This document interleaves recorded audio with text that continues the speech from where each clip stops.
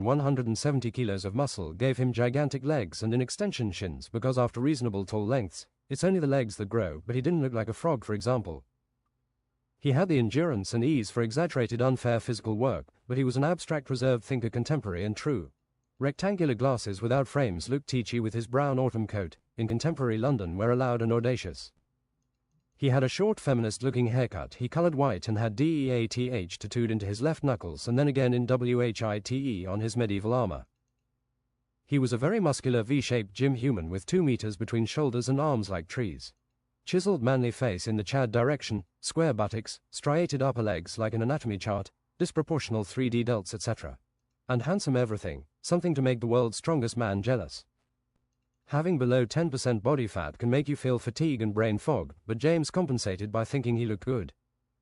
Looking into his mirror that didn't show enough of the body at any angle, he found green eyes.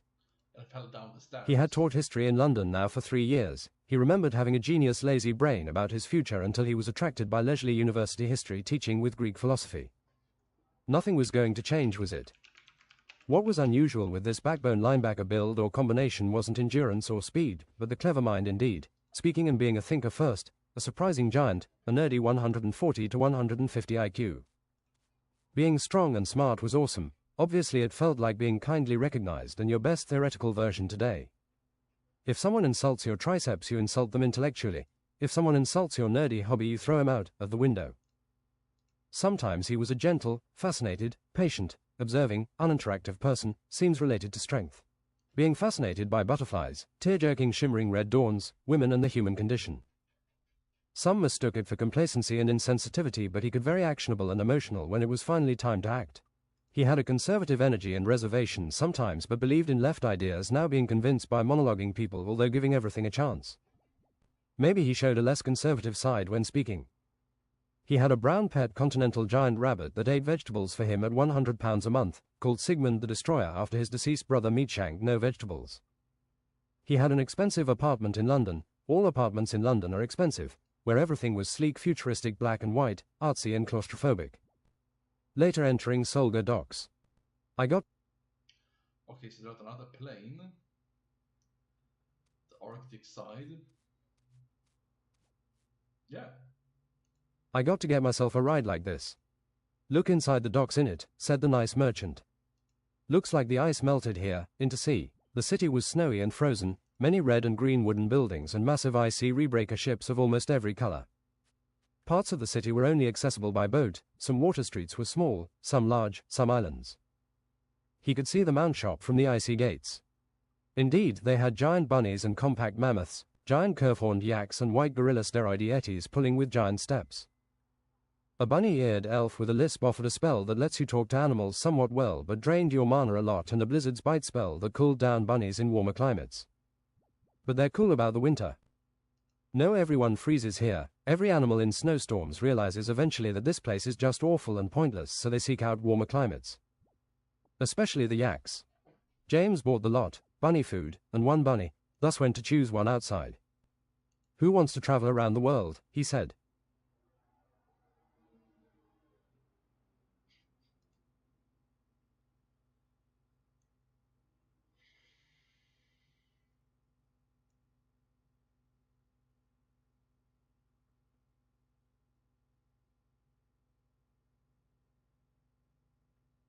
There it is.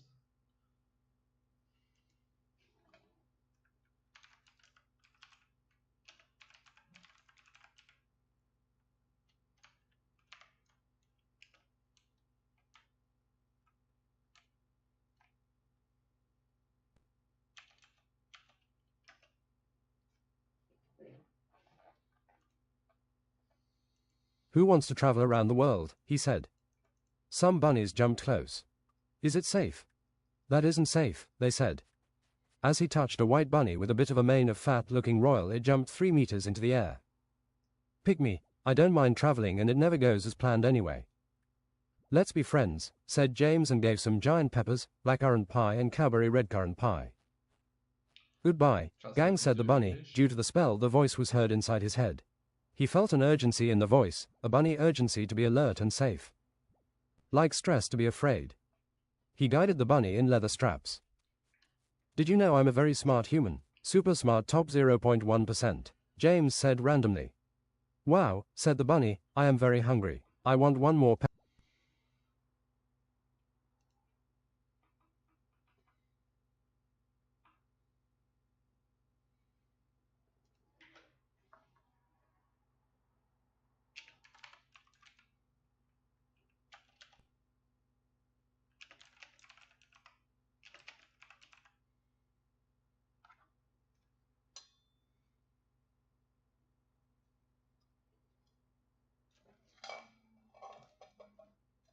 Nice.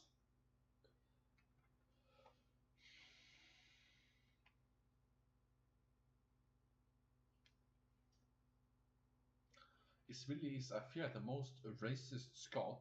No, that's bad.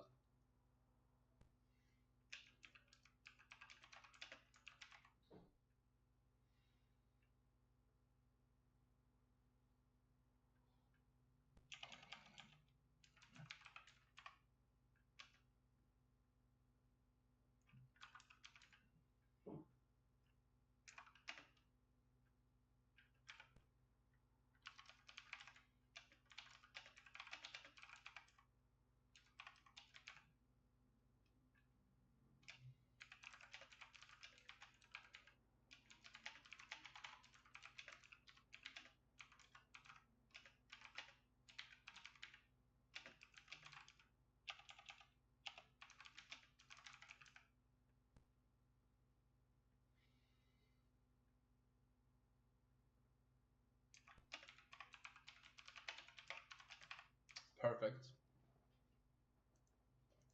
Wow, said the bunny, I am very hungry. I want one more pepper. James agreed reasonably and pat his head. I had actually a rabbit before we got separated by a spell. A tiny cousin rabbit, white like myself. Dog-sized rabbit, brown and tolerant, interested in the new and other animals. I don't mind many things, being so strong and big. With me you can feel safe. The best thing I know is to feel safe and not have to think about being eaten and blood. The bunny James thought was complicated. Sorry, he said, I don't mind many things being so strong and big for me. Safe. The bunny James thought was complicated, vulnerable yet valuable and something of an attorney personality. I wish I could fly, said the bunny like a bunny and unrealistic. You can fly in your dreams, means your spirit is lifted. Where I come from we have a saying, multiply like rabbits. I am not very good at math. What do you think of these tomatoes? Should I buy these? The bunny ate the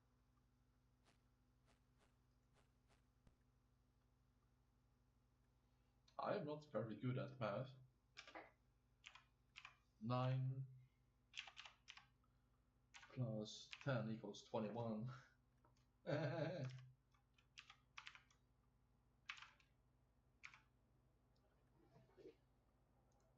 The bunny ate the tomatoes. He was red like blood around his face. Service fee, maybe I'm a killer rabbit. Maybe you shoot lasers, said James. He hopped around on the rabbit and visited the library of Solga. It was grand of several stories and winding staircases. Gold and silver staircases, the railings. It was like a capital library. Feels like 5-meter goat is a good idea as well, like can travel through space and time. It was like a capital library. Students sat mesmerized and he enjoyed the last Shakespeare book he hadn't read, Italian drama. He remarked history and philosophy, culture of their sea trade and University of Magic. He read some philosophy in a book about not acting and not taking part to not suffer but thought it was about not living. Avoiding suffering through philosophical isn't always the ultimate goal or practical, but James would be stimulated in the future figuring out how to stop it. You can always stop suffering by changing your perspective, said James to the giant bunny face, solid and speechless like a rock, mind over matter. Even the worst things you can give a purpose, you can also be conscious about suffering until it ends. They rode on to the university. It was dark blue and looked like made of ice. It was built in many six-pointed ice crystals. I invented the six-point goat, argued one wizard. What have you unleashed? Argued the other. What's a six-point goat? Said James. This mangy wizard here invented a goat with an explosive ramming. It will destroy the entire block. I agree with the mangy wizard. He invented it. Your goats have no lasting impact if they destroy everything thus and double thus. I can make more goats, but it's making me bald. Your excessive use of goat in your magic is making you bald. You said my bald head looked good. That's why I started oiling it with bowling grease. Yeah, your head shines like a shooting star, said James. He's balding because he gets no maidens, said the wizard with luxurious hair. If you're balding you should get a fashionable hat and beard, said James. There cannot be a goat without explosions. Don't you see, he didn't make any sense. James saw someone like they were driving an invisible car 2 meters up, but ass pointed out and backwards driving. He pulled the handbrake and drove away. Was that vehicle invisible? No, you drive ass first with butt magic. I find it unbelievable. You butt deniers want us all prosecuted, the wizard said in the same wavelength. Look, I have perfect buttocks. The wizards calmed down, looked and agreed with irrefutable logical fiber. Inside an impossibly large castle on the sea, mostly he asked for what magic. There is conjuration, butt magic, water, air, earth, fire, necromancy, summon alive, summon undead, impact, blood, healing. It's all boring reading, mana increasing rituals and lessons, said an old monotone bored ugly clerk with a wide luxury desk. Butt magic, do you teach one of the unholy strikes here? No one has applied or succeeded in that butt magic for 200 years. No one should be that powerful in my opinion. I can fart my rabbit out of the room if I eat whey protein powder. Potential, that is, but I wasn't finished. We also have holy and questionably unholy and defense against unholy magic. Practical magic for productivity, easy magic that makes you feel smart, turning yourself into something magic TYS, turning something into something else magic TSSE, tier 13 ridiculously, ludicrous difficult magic. Magical crafting and fletching, magical potions, elven crystal singing, interdimensional magic, elven magic from Solga, alchemy, best magic for a contemporary jobs, the dark magic solar allows, magic to break someone's concentration, study of magical creatures, Sears foggy advancement, transmog, magical history. Magical produce farming gardening, intersectional spirituality magic, battle cry, shout and voice magic, professional explosive magic and just blowing things up magic.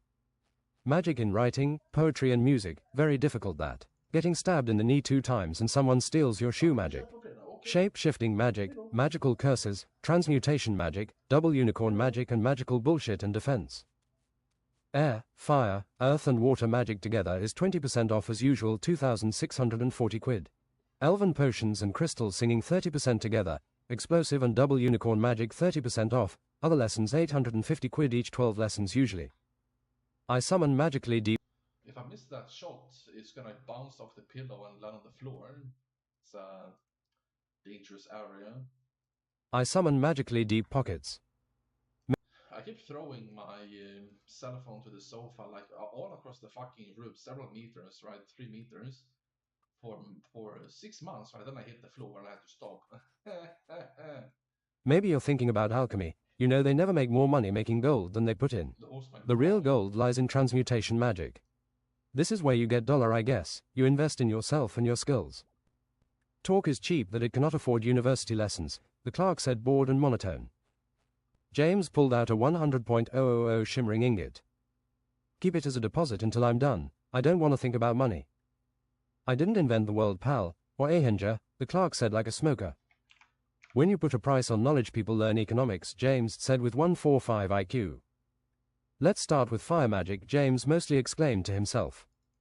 Remember, Ahinger is a lawless land. There is no police, fire department or jail. You will have to fight for your things. Just like the capitalists want it, every service and tax is unnecessary. It's not so bad when we have guys like the coolie-leaning guy over there. He executes and hunts top criminals, the vision of horror, prophet of despair. James walked and was ready to talk the talk. Hey, how are you doing, Sonny? You look like an angel mixed with a street fighter. His crown of despair hovered over his head like halo, hummed like a vacuum cleaner. Things are going well for me, he said unexpectedly. The drug lords aren't being replaced and the gangs are breaking. I like hunting criminals too. Maybe I am a mercenary for hire.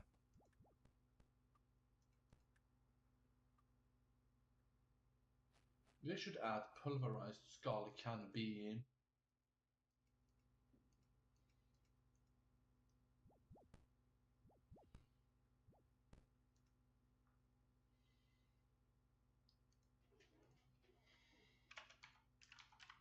Pulverized skull.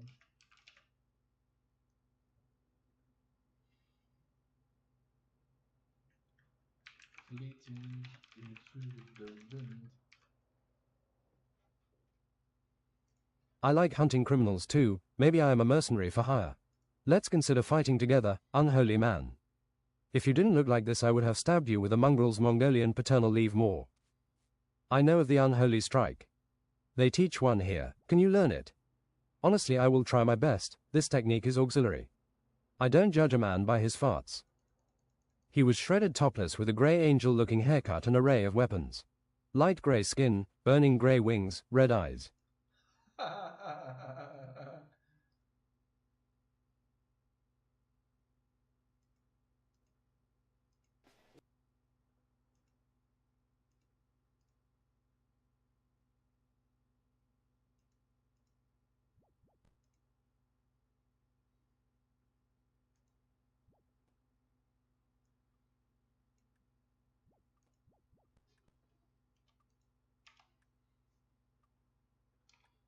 James realized that being the strongest top 1% genetics also gave him the strongest ass.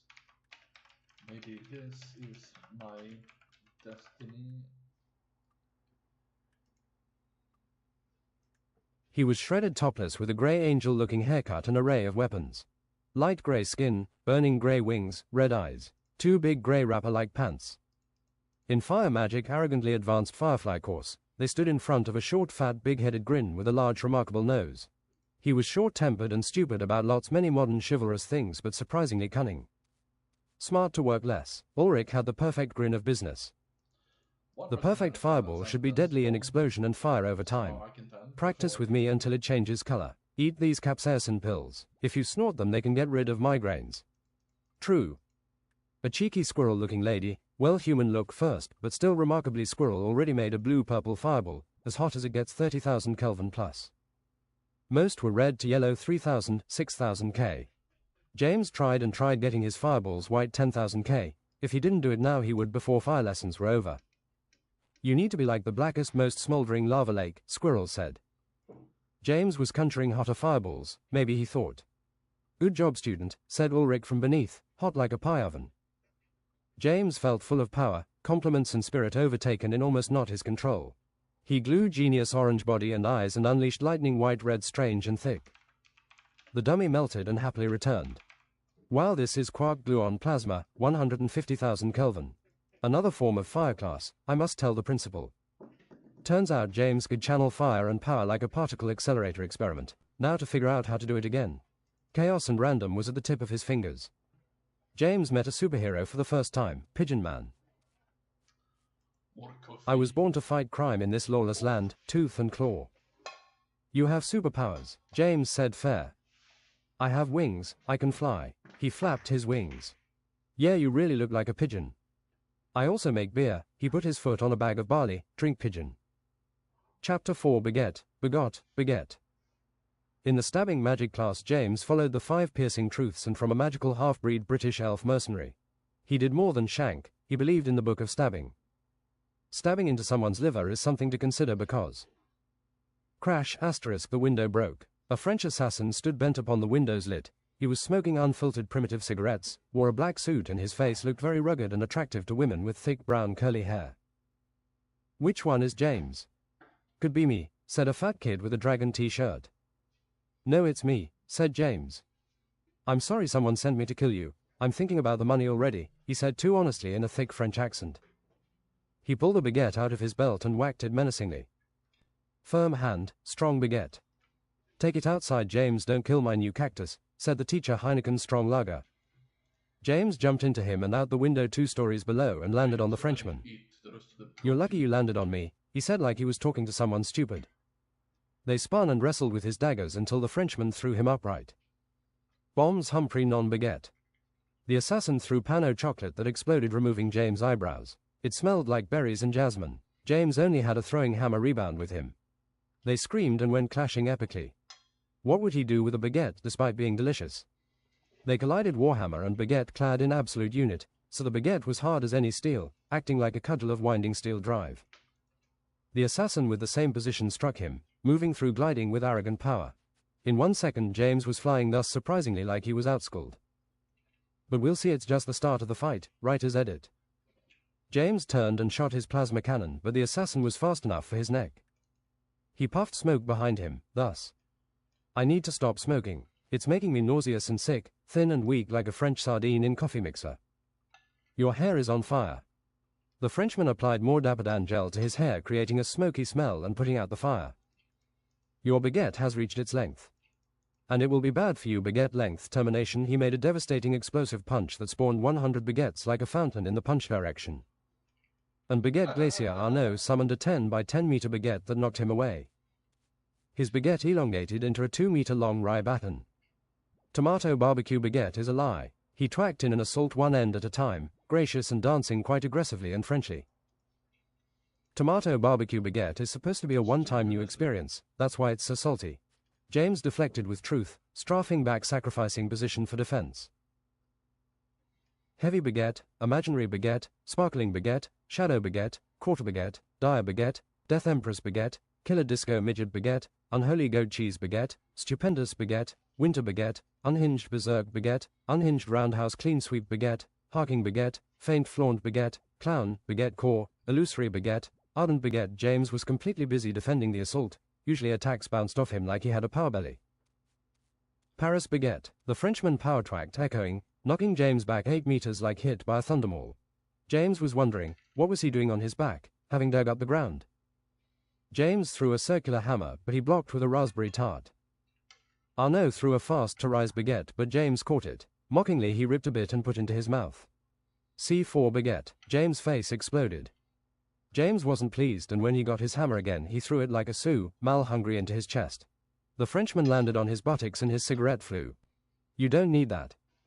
I should not smoke at work, he said, generously accented. French steroid and Olympic dominator, la roule. His arms glue, got bigger and light red with bloodfire. He came expecting James to face it. Arrogant power, beast bloodfire. Hunger slap, ravenous baguette. I mean hunger. James slapped him like a bear and outranged him. It beat his attack, knocking him 3 meters left at a sharp angle like getting hit by a London double-decker. James uprooted the only tree nearby and swung against his double baguette. It was an even match. Blows were parried skillfully, minding footwork and by-the-book baguette defense. The Frenchman had rhythm and danced the dance of baguettes. Die Mr. Norwegian or whatever, silly man, don't make me blow this place away. And I want your robot arm that looks really cool. I object completely to this assassination, and thus, there must be a way a court can stop this. You could file a police report. No, they didn't exist here. Look, if you give me some cash I can tell them you were hit off a cliff and probably died. It's a hard world for a man with stuff. Let me have a whiff of that cigarette you're lighting. James planted the tree and they sat down exchanging dwarf coins. 450 quid. Okay, you are definitely off the cliff. Who sent you?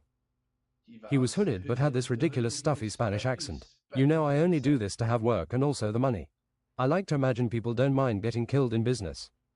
You know, like, I'm not bloodthirsty or anything. I don't kill women unless they're big fighters. What do you think about safer jobs here, mate?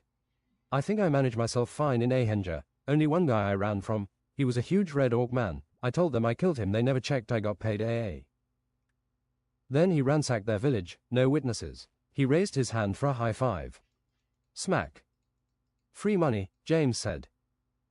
I could do with more friends. I have a giant bunny and I drink anything you throw at me. James. Sure, whatever. You can hit me up, homeboy, as I finish up magical curses. Fuck. Do you fight with something else than baguettes? Yes, I also have these breadsticks. People can't get enough. What, are you serious? Do you go to the school here? Yes, they call me Arnaud. Thus, he shaked his hand, pronouncing his name with a cigarette in his mouth. Arnaud talked James into magical curses where they had weakness, weaken, suffer, which was a form of weaken, and weaken weapons. Yes, you can still do curses and be a decent person, said a balding white-haired sorcerer in red-purple robes with adventurous eyes. It is a means to an end. In the first book we have amplify damage, reduce resistance to magic, reduce resistance to elements, and quicken bleeding, which also makes them use more energy. We shall also practice making their swords burn, sluggish snail arms with cursed feet, and Seer's mind grab. We're just going to do the mind entering part, which is illusory, weakening, and confusing. James was proficient at Seer's mind grab just as he was spiritual. Reducing resist would make him overcome immune enemies, so he practiced keenly. I have a contract, James. Someone at the school, tall ass cheek Albert, gave me his money just to maim and take this guy's stuff, man. goad Sheffy earlobe. He's poor, weak and without defense. What do you say to taking Albert's stuff then? I will give this boy Mr. Earlobe something as well. Ascheek Hall Enteth. Hey Arnaud, did you take his stuff? It's a free country. Arnaud went up and smacked him silly 5 times with his locker and kicked him in the nuts professionally, into the ceiling. Tall ass-cheek Albert said, "You're not serious, a bleeding heart-conscious assassin." We spell it assassin in French, I am passionate. Albert pulled out a scroll that Arnaud cleft and hit him grievously with a baguette. Your baguette is weak, said James menacing. In the end they took his stuff and buried him legs sticking up hairy in the garden. He has magical shrines and collected scrolls. One-timers is something getting used to. They gave the cash to goad Sheffy earlobe. Goad Sheffy barhead like a goat, thus unintelligible. Arnaud visited his mercenary friend von Vague and wife von Valorant. In the hospital he had fought his last contract. He had taken a troll twice his size, alpha, and wasn't even stupid. Wow lady, Yepsidoodle, remember when I asked if you had a sister? They think nothing will wake him up now, sniff. Nothing. Arnaud went to his bed. Come on bro, you gotta lock in. You said this wasn't going to be the last as long as the locating baguette to Buxrich isn't found. Lock in. As Arnaud said lock in and shook his shoulders, Vague rose quickly and military. He looked ready for orders and breathed brutally through his nostrils. If you passed away my life would be lifeless and grey. He went on to live another 47 years. Quote, James took the weekend to get back to Arkspire and found Toadsburg being very uncomfortable with all the animals and people. I will finish my training. You can have a lesson in the jewel rooms right now. Enterth Jewel Room. Elemental Adapting Absolute Unit or Elemental Spirit is a way to adapt to your elements. It's earth magic. I will cut you and insert an evergrowth seedling in your stomach. James got over the cut as quickly as his lunch. Focus on your resilience, eternal like the stars, cosmic, and grow into a sentinel.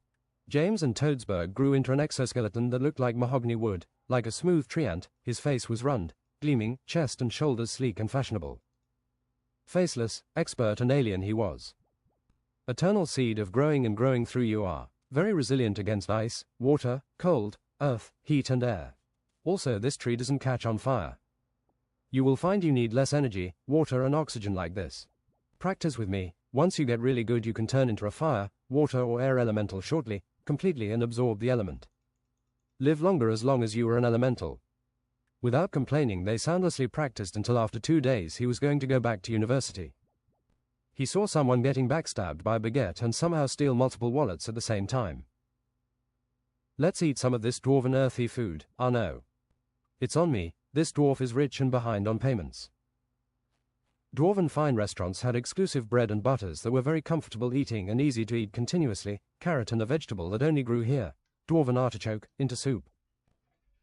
Wine testing and wine pairing followed. James thought the wines were unimpressive for the cost, but fit the food well. Small birds and mashed potatoes main course, then it was crackers and cheese. This was something exceptional that they were sad it would eventually stop, so they agreed with the luxurious servitor, who had the most luxurious silver rings and bracelets in his dwarf beard. They bought another round of just crackers and cheese.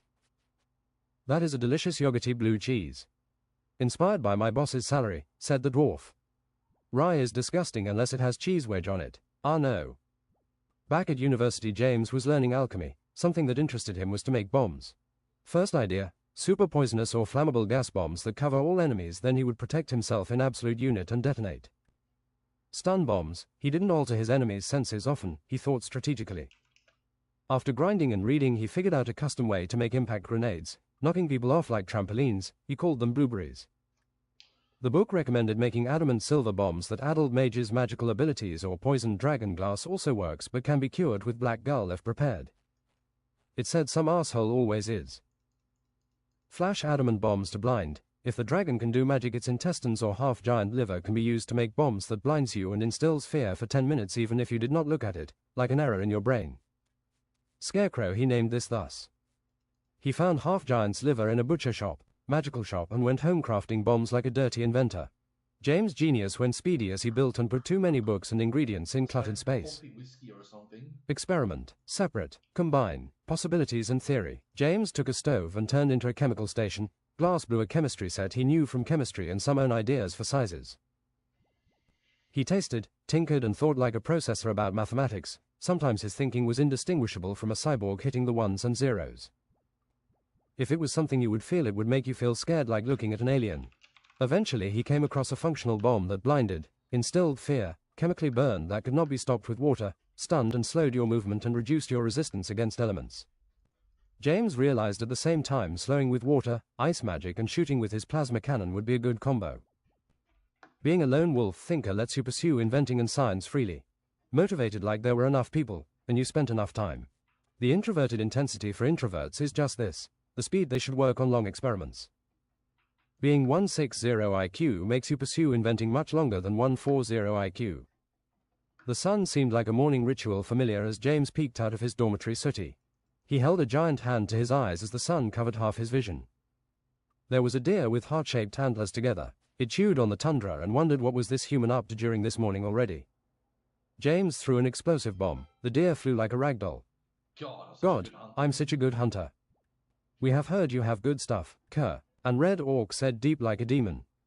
Just a minute ago, we inspected you. Forget fighting orcs, pay the laws of Ahenger. I'm going to give you something to run away from, like a scientist. James. An orc came with pole arm ready to dodge. James, like the undead, breathed frost, chilling the orc to an icicle, then shot his head off with the plasma cannon. Run away hither, tactical run away, best criminal for himself. They scattered in 8 directions and would maybe tell their friends this was not an easy target in the future. What would James do when the plasma cannon ran out of battery? Toss his robot arm and return to the medieval yet quite magical times. He needed to make a battery, and he would crank it manually. James swept inside. He needed zinc, copper, lithium. He dismantled things small and large and outfitted his robot arm on the outside. In addition, one large cracking arm like on an old car. Third good idea, he made a lithium overload battery larger than he would crank and try to charge with lightning magic. Enter magical bullshit and defense. Are you vulnerable to your senses' pupils? What if I stunned you, swept your memory with my tea and stirred it into an antidote too hot to drink? The teacher Ignatius looked clever and was cunning. He had expertise and thought at least enough to be a step ahead. Long jawlines on a pale face with dirty wet-looking hair to his face cheeks. He dressed close-fitting in mostly black mixed with crystal purple. All through it can make you feel thick and uninterested sometimes. There are potions you can drink to increase your stun resistance, 3 months per potion, build up the resistance. It's got the same half-life as coffee, he said interestingly a bit to himself. This class supplies you with 2 free potions, 1 long-term and 1 for the intense day. One funny side effect is that you tend to shave your hamster insanely. Yes, I know you get free hamsters from Jin's classes. Stuns are strategic of your born mind limitations, just like pulling wool over your eyes. It is common. The school makes some affordable potions, students learn to make them and students drink them, profit free for you. There are some really terrible potions after potion classes you can buy cheaply through. You want to write down every mind and senses alter way your opponent can beat you. James mentioned his bombs and everything it beats, kind of like an inventor. I see you have stepped in the same thought. Class, now we are going to practice mind-altering resistance, like probing, illusion and insanity. Test your minds for fun. Some minds are strong, and for surprising reasons. Just because you're smart doesn't mean you're stable. The teacher put on a dangerous smile. Resist the temptation, use your willpower, never break your attention span into the curious and dangerous. He smashed the overly bottomed thick purple vial in the center of the room. Gather round now in it, he said vaguely as the situation didn't require more. James felt the pull of something he knew he should not engage with. Eventually headlocked, he resisted. I think you're not stable enough because you haven't been treated human in life. Shame, James. You're an excellent student, they say. James held on. This challenge didn't need a stable house. I see Jacques has thought. What happens if I give in into the intriguing unknown? Jacques was pulled in double quick and exploded into the corner of the room upside down. Your curiosity will kill the cat here, or more like a shaved hamster really, being shaved efficiently running into the nitroglycerine. Boom goes the dynamite. Everyone else passed, although you Evelyn you are sliding against and again like anxiety. I have an idea, Chad.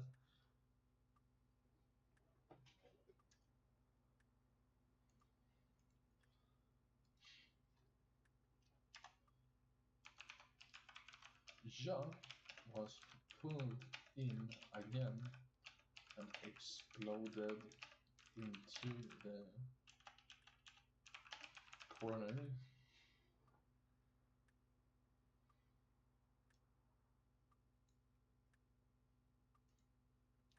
This sentence is weird with that thing he says there. It isn't, it's grammatically correct, but it's weird unless I do that. Everyone else passed, although you evil and you are sliding against and again like anxiety. Know that if you are a feeler when focused, your feelings are more powerful. You're halfway to the middle in it, said a charming adult top student. He was happy no one had noticed his weaknesses. For the mind-probing part we have an alien, a master butt probber. He is harmless and useless really. Baron used to do it proficiently and professionally. It's about analyzing your brain, he said in a confusing Irish accent. When it was James' turn he felt nothing at first, he was having some strange thoughts. Do you feel anything strange? Said Ignatius. It's the unusual things you need to remove, focus on it like an idea and remove it like you could flush it away with a spell. More strangeness came in waves and soon James spent going back and forth. When faced with powerful illusion you want to counterspell. Albuquerque squash fries and go backwards as you thought they had gone in your mind. He looked at the class. What the creator of the spell gets to name it. Remember class, we won't tolerate any use of lotus psychosis here. You will get kicked out of the dormitory and spanked with a dire baguette 750 times. What's lotus psychosis? Said James like a main character to his classmates. It's a drug that ruins your personality into a zombie and claims the souls of someone you never knew. Eventually you are a zombie, parched and dry, desperate for water. It's a problem on Ahenger. Maybe one should be careful criminalizing new drugs. You sound like an idiot. No, I just believe in decriminalization to reduce crime, like an officer. If you make something like weed legal you stop drug lords, syndicates, killings and systems, infrastructure of crime, their illegal tricks and ways. They have to walk and get normal jobs. James would learn to turn himself into a rabbit, the ultimate vegan spell, in transmog class through top skill and solitude, unwavering intelligence. You must learn of animals through your heart, no thinking, feel what you need to feel. Said a fat but short purple-dressed senior wizard.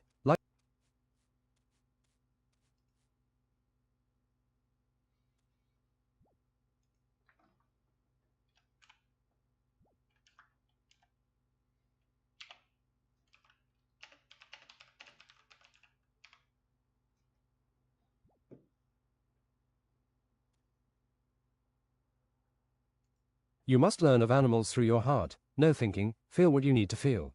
Said a fat but short purple-dressed senior wizard. Like a toad she wasn't pretty but had have people confidence in her conservativeness. She made everyone play fair and could implement any magical system, giving order and productivity indeed while doing so. When transforming you must feel as an animal. When you feel the energy around you, you find a balance, use the balance to make the magic do what you want.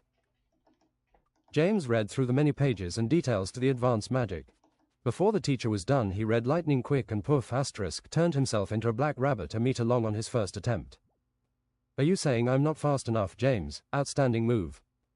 James went around the room at far from maximum speed, feeling inferior from the short height. The genius prodigy Nougat Nigel Learning University at 13 went to pet him. You get this without effort, James said in a sexy deep rabbit voice. Honestly I feel I miss a lot of information from school, even if easy. He felt proud over his life like an adult. Transforming and trying to take mana, but not staying as an animal. Nigel puffed into a grey Angora rabbit, he shrunk like a machine. He jumped to James, they laid next to each other in different directions and flopped. In the end half the class succeeded, Nigel's older sister indeed turned into the nicest alligator. Next we will learn to inhabit strength and properties despite being a smaller animal. Some will always be lost. Second transmog class.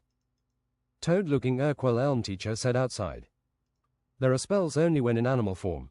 Echoing breaching boing is used to scale tall schools, galleries and maybe escape with an explosive start. It's not unlike getting launched by a bomb, it works on herbivores. Our school is full of rabbits, the furniture is new through in my dress.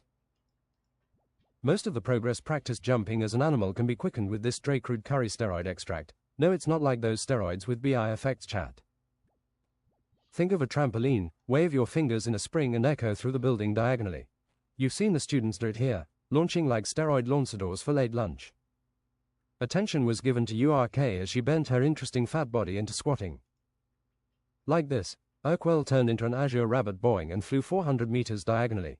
Before you could say scaredy cat, the rabbits were flying in all directions like overpowered long-eared uncatchables. Wow, she's not a toad, said Henko's little brother upperbody Uriel. He was twice as wide as tall with a large grin and knuckles reaching the floor giantly. With chicken legs, don't skip leg day even if your friend doesn't show up. This one is as useful as the practical lessons with Gentleman Duckett's easy magic to make you feel smart, primal mammoth instincts. Practice channeling this arduous spell to increase vision, hearing, smell, taste and touch as an animal. The hawk seagull has the best vision on Ahenja, although useless as catching the prey they see. Imagine yourself as a seagull. Crazy, isn't it? You can also see infrared and ultraviolet at elite level. The world is purple. Makes you less aggressive, they say. The butterseal followed by the buttersea lion has the best hearing, infinite earholes almost. Listen to Ulrich fart fireballs through the room. What about the giant sea parrot? Yes, the pirate parrot, bane of seamen, has almost the most acute hearing. Remember to offend and confuse it with curses. Smell the tiniest amount of poison, said a student average and sweaty. Stand the taste of dwarf Guinness, said Arnaud. Keep going, said Urquell. Get overstimulated from touch, said Dragon Fan Fat Kid. Having stronger senses like a superhero is ideal, like imagine if you were deaf. What did you say, said Arnaud like he was gurgling wine. James whacked him with a baguette. I'm sorry, my friend is stupid, we're treating him acutely and desperately.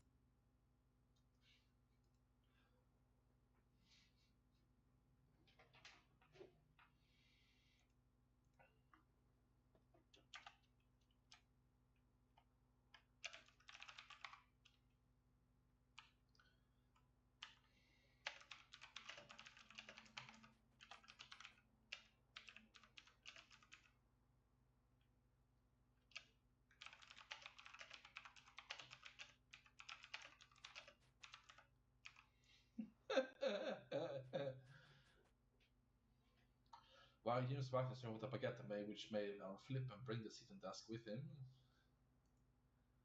I'm sorry, my friend is stupid, we're treating him acutely and desperately. James. I remember when we talked about the benefits of quantum mathematics and he was setting up a luxury restaurant meal in the back. Now when we are going to practice overexcited senses, it wouldn't hurt if you set up a French meal. Like Arnaud had been the biggest school sports star and had heard his significance, he set up a fine dining table with James and their friend Grey Jordan. They poshly drank in suits and were quiet in pretending privilege. You eat like a thick brown horse, said the fat kid. I don't concern myself with the opinions of the sheep, said Arnaud in upper echelons. Fat Kid Fuba transformed into a rabbit and bit him in the forearm, and James twisted his nipple, which made Arnaud make a goatee bar sound. This works on French people. Going back to normal senses was disappointing, but motivated James to do more of his physical training. One thing James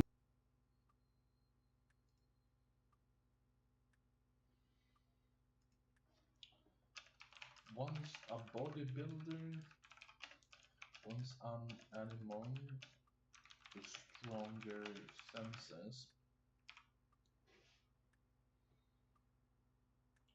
One thing James did as a rabbit was discovering the grounds, magically warmer and green some places. Other animals understood him, but without speech it was limited. He exited the pub.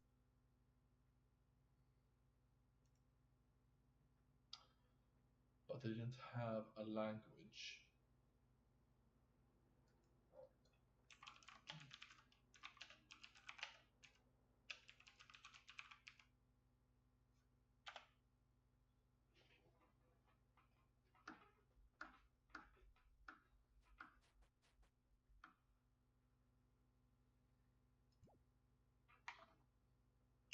Like the are here, pigeon.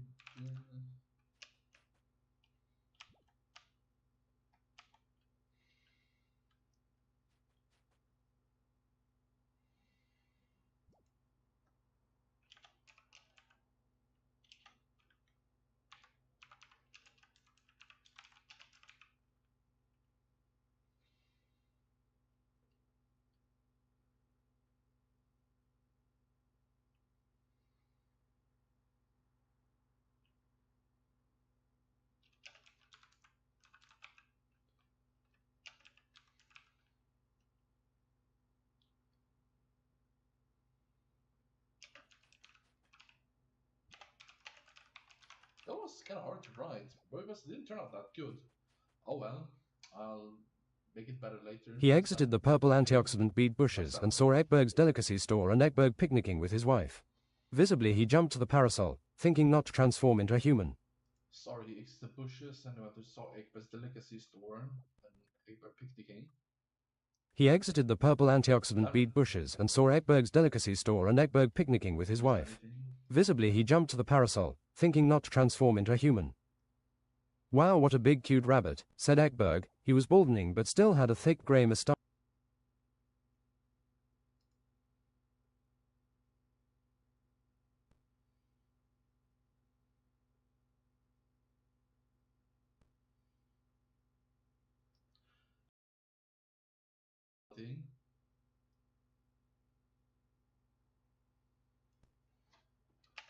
Underneath bowler hat. "Wow, what a big cute rabbit," said Ekberg. He was balding but still had a thick grey moustache down to his chin 2 ways and the energy of his 50s. James flopped, breathed quickly through his nose. "Do you want some of these dark chocolate-covered marshmallows with frozen raspberries? They're out of our stock now. Om nom nom." James thought it would be funny to jump over their stomach again, and it was very bunny-like. "We're drinking some celebrity-sweetened and aroma-infused wine." James popped into bodybuilding form, wearing an armless black and 20% white suit, striped and striped shirt, and logically matching pants. "Do you have any port?" "Berkeley hamster, you like bodybuilding? I can barely use the dwarven exercise machine my wife bought for me." "You should train your entire body at once in it," she said, making you expect her to say anything more. "Those machines are pretty boring, honesty," James said unexpectedly and kind of like wheezing. "Sorry, I thought you were a stupid rabbit," said the wifey vaguely. "I have port fitting of Port Salut," he said and expertly exited. "Our income is so erratic owning a shop, but we get a consistent amount of wizards." "Looks like you're the closest to the university. Enter Port Edo 1104 with 2 expensive wine glasses and slices of cheese." "I can thank you by inspecting your shop maybe. Do you have any stunning, mind-blowing cheese?" "I don't have any fat percentages, but I'm a gourmand." "A gourmand makes you unhappy most of the time. You're looking for new things." "You don't have to, but sure, Mr. Student." James left buying 6 boxes of marshmallow dark chocolate 70% off and a wheel of green pesto peanut black olive cheese that flavor-wise actually made complete sense. As James left in the university horizon, the man exclaimed to his wife, "That boy is crazy for buying wheel of cheese."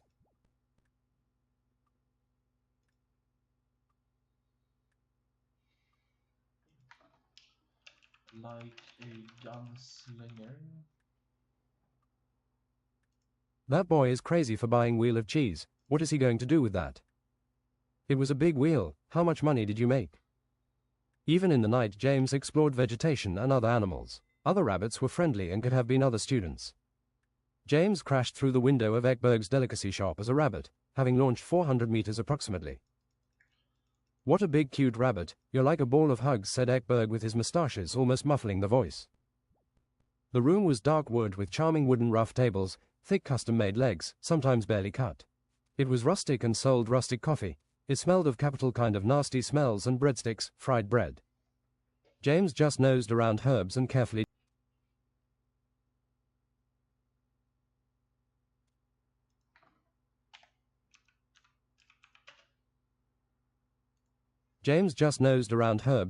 jumped. "I have smelly cheese straight from Paris. Would you be a customer?" "I am not James Rabbit," said James deep and sexy. "I am just a cannonball rabbit." "Is it bad lucky being shot through the window by a black rabbit?" James finally puffed into unyielding chest day form. "Honestly, I'm going crazy," he said hyperbolic, from the green pesto cheese. "It's like a party in Valhalla. Do you have any more? Anything from the same brand?" "We have dried tomato garlic cheese from same brand," said Ekberg, nailing another customer like a carpenter putting in a nail with one hammer strike. "I'll buy it, I think, but can I try it anyway?" Back to rabbit form. Om nom nom. "Wow, that is some fatty flavors, like a mix between 2 butters.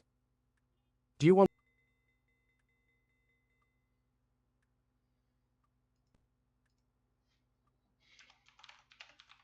If it's interesting, James transformed back into human form.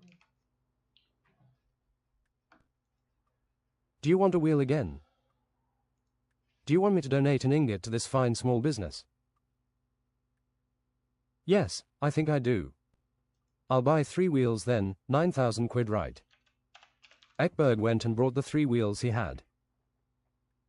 James pulled a 10.000 purple Maystar ingot from his infinite hamster. The hamster seemed addled but flexible. You won't believe the gold clover of insane adventures. Give me 1,000 back. Anything else? Krug and Chardonnay, 25-year-old. You should try Alchemist Gold Buckle. Wizards increase their arrogance and slurp with purple lips. Chardonnay and Alchemist then.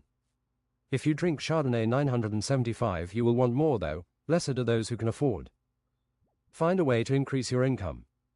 James put the basket into the hamster then broke another window jumping, concerned with studies. In Air, Thunder and Sparkles class James was fighting Arnaud. James had a groping pose fitting his giant hands. Stop Arnaud, you can't take his punches. Yes I can EUHUEG. Arnaud just gets more handsome as you beat him up. Arrogant power, sparkling connection. Arnaud glided through his groping and zapped his buttocks as his fingers. Ouch. I'm just testing your connectivity. Arnaud sidestepped a slap but then got hit by a knuckle. In slow-mo fittingly we can see James made a lightning power plant requiem punch. Blue eyes blazed as James made an impact of muscular lightning. Lightning jetted everywhere. Arnaud's face was chiseled as he laid on the ground on his side, body resting on elbow. Glass pyramid stealth. Arnaud tiptoed around until James showed his back. Counter baguette. Arnaud's both thumbs inwards, fist closed emitted distorting lightning on his arm. James was stunned for 2 seconds then attacked. Greased lightning.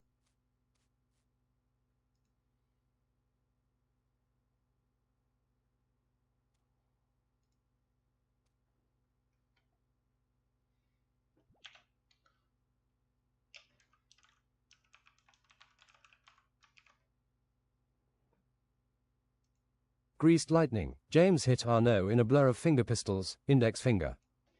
Come on James, use the particle technique, I can take it as a superior assassin. Super Collider. James smashed Arnaud into a cube with the sound of a gigantuan hammer slamming down on an anvil, and then he flew across the training room for elemental magics. Wow, he took that like a puffy poodle, said Ignatius. That's the worst I've seen since Apple Wizard transmugged into a Nokia under the hydraulic.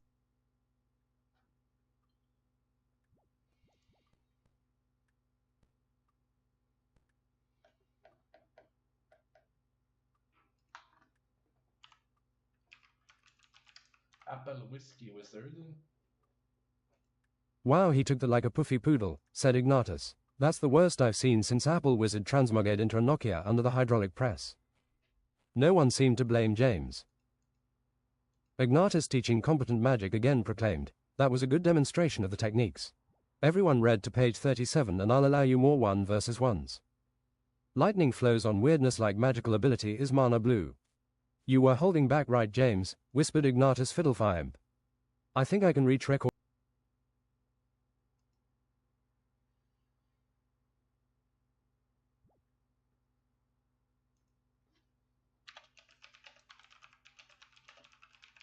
And turned his head.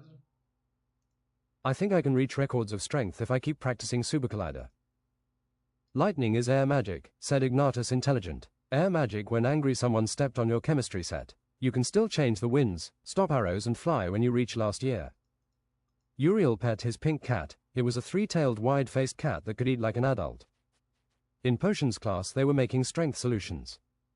I know lightweights who pop strength solutions constantly and beat every beatnik, said Dwarf Alfaro with a bronze mohawk and square-edged nose the size of a fat fist. It gives me diarrhea. Shut up, said Alfaro. He was known for throwing piercing red javelins and being one of the few survivors of military black hole Tar Bay in Ahenja. There is ephemeral strength solutions that makes you equally weak afterwards, but they're stronger. With your options skill you will learn to make strong nerd potions, to muscular insecurity and even extreme strength. Tell me again how you hold the fort at Blackhold, said James. With these bare hands, said Alfaro. Wizard's misspelling. It's useful for other things than getting drunk like finding your keys, glasses and wrapper pants. It cleanses your kitchen. Something better than wrapper pants.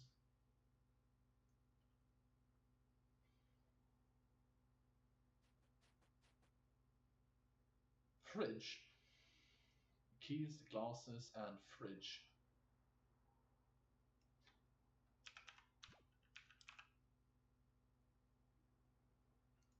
Wizard's misspelling. It's useful for other things than getting drunk, like finding your keys, glasses and wrapper pants. It cleanses your kitchen sink and cures you from arcane underbite and lisp. If you want a worse wizard's misspelling, you can grind down a baguette instead of bratwurst, finish with cream cheese when stirred teal. Arnaud's cauldron exploded. Square bollocks, said Arnaud, learning British. I see you let it harden in laziness. There's crucial moments and moments that doesn't matter. What an idiot, said James. Fat kid Fuba forthright stole the rest of his ingredients. You can have 1 pint of misspelling each. Write down a summary of alcohols. They are related to bombs we can see from alchemy. Transcontextually, you need alcohol lessons for alchemy. James thought the words were dancing as he finished just a few sentences. What goes with the rest of the misspelling? We're going to use them to clean the toilets for giants. 3 birds, outstanding tit, were sitting on the balcony. Fuba started inflating the one in the middle with a flick of the wrist and wand. He's not going to land, you oaf titnave, said Saphira.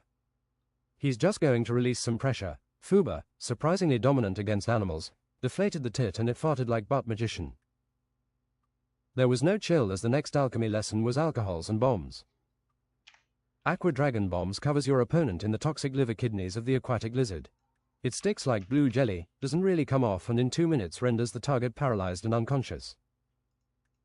It needs dwarf obsidian liquor, bard's bleat, dragon intestines, mixed scales, red phosphorus, red sulfur, said adventurous eyes sorcerer. We're also going to make dragon's nitroglycerin, which is the cannonball elves use in their dragon siege. It is the premier explosive. It is chemically very close to the ad medicine Adderall. James read the book Vegan Hamburgers and 11 Explosives. Nitroglycerin is unstable. It needs a primer to ignite safely. The primer is pressure-sensitive graphite that hit your target fast. Enter magical history.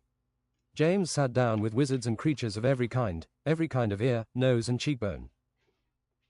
The first dwarf was Magellan Blackbane. He was short, shorter than short, with a flat head and cloven black beard that was long enough to go to his knees, then braided into the 2 cloven beards back again, in circles. His warhammer was like a smith's hammer and hair, forever baldening since 25, but he lived on and on egregiously. Always adaptable for new things, new ideas, new investments, gold and clover. 400 years his line could live, blessed with natural long life, strength and endurance, quicker when you had to run away from tall, shadowy onlookers.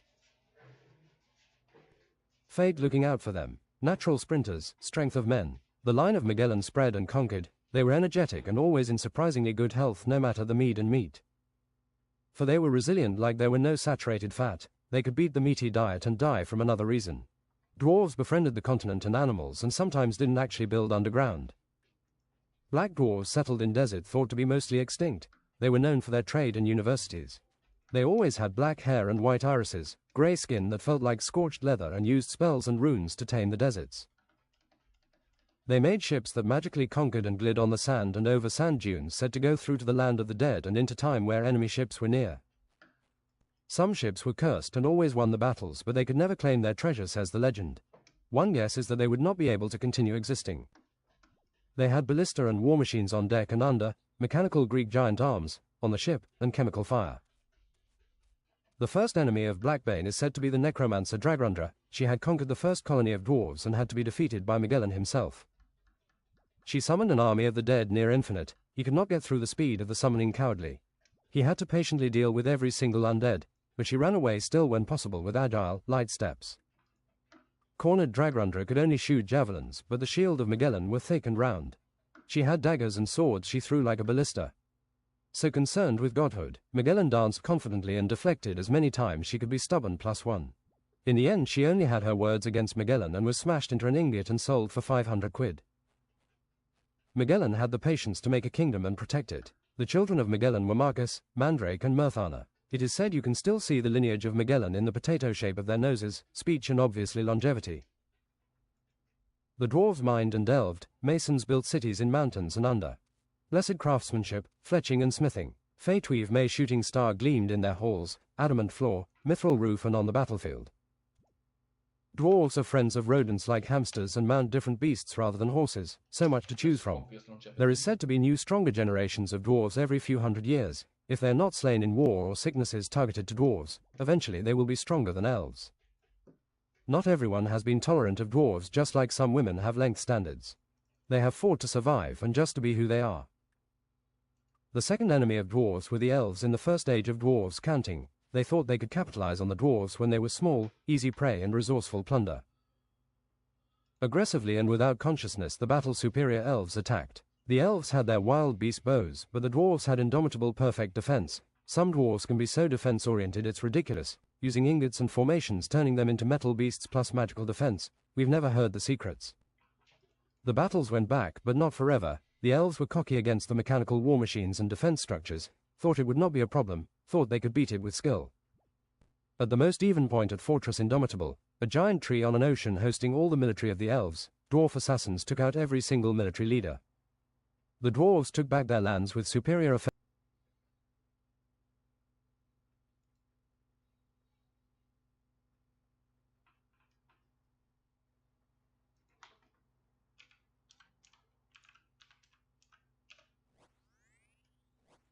The dwarves took back their lands with superior offensive siege in a blur and never lost much more again underground. James as a historian were triggered and ambitious hearing such tales. They might be extinct on Earth, but has anyone else tried Einhanger or another plane? Einhanger is explored enough, said the teacher. There are enemies, but the deserts do not hide dwarves. Keep exploring dungeons or the barbarian history, James the Dungeoneer, said a shrewd classmate top of his class. On the next weekend, James went dungeoneering with Arnaud. They went to the library to find mentions about desert dwarves. An animated magical book said unto them, "The last whereabout of the desert dwarves lies in the dungeons of the North Pole of Einhanger, and just because this book is from Solga Docks, I live here, come chat about plants, I love gardening and art, go to the never talked about last icy North Wyvern caverns." They asked his rabbit they had named Spartacus the Undefeated if both could ride. He said, "I am concerned with not having enough energy to travel. I need food and it has to be delicious as well. My rabbit friend, you can jump on reserve energy for weeks, but I can find you lettuce fit for a Spartan." You speak to the rabbit. Are you some kind of idiot? A spell expensive, demanding, eccentric, and I don't always clearly hear what they say. You mumble as well. Oh, of course, magic. Arnaud clasped his head ironically and changed cigarette from side to side. They managed after a general store to give the rabbit rye baguette with butter, cheddar and romaine lettuce. They all did. Nom nom nom. I don't love lettuce, it's just what we bunnies eat, nom nom. I feel complete as I eat. Me too, said James. After traveling for 3 hours, they came across an ice mountain with many plateaus. They would have missed the exit of a dungeon, but James noticed Yak Chai the wolf leather. Getting closer, James dismounted Spartacus and said, "We're gonna go in from behind. Stay here with more lettuce. Look, there's some frozen tundra plants thither. I'm going in rocket style, hop onto my back." James used all his fire magic prowess to rocket forwards and up a snow slope. They flew up 50 meters over the slope and then forward 75, landing on the plateau. The stew was delicious. You think you can fight the wolf liller twice and live to tell the tale? If I don't defeat you with one kick, Yak. Wolf iller means wolf ferret in Swedish.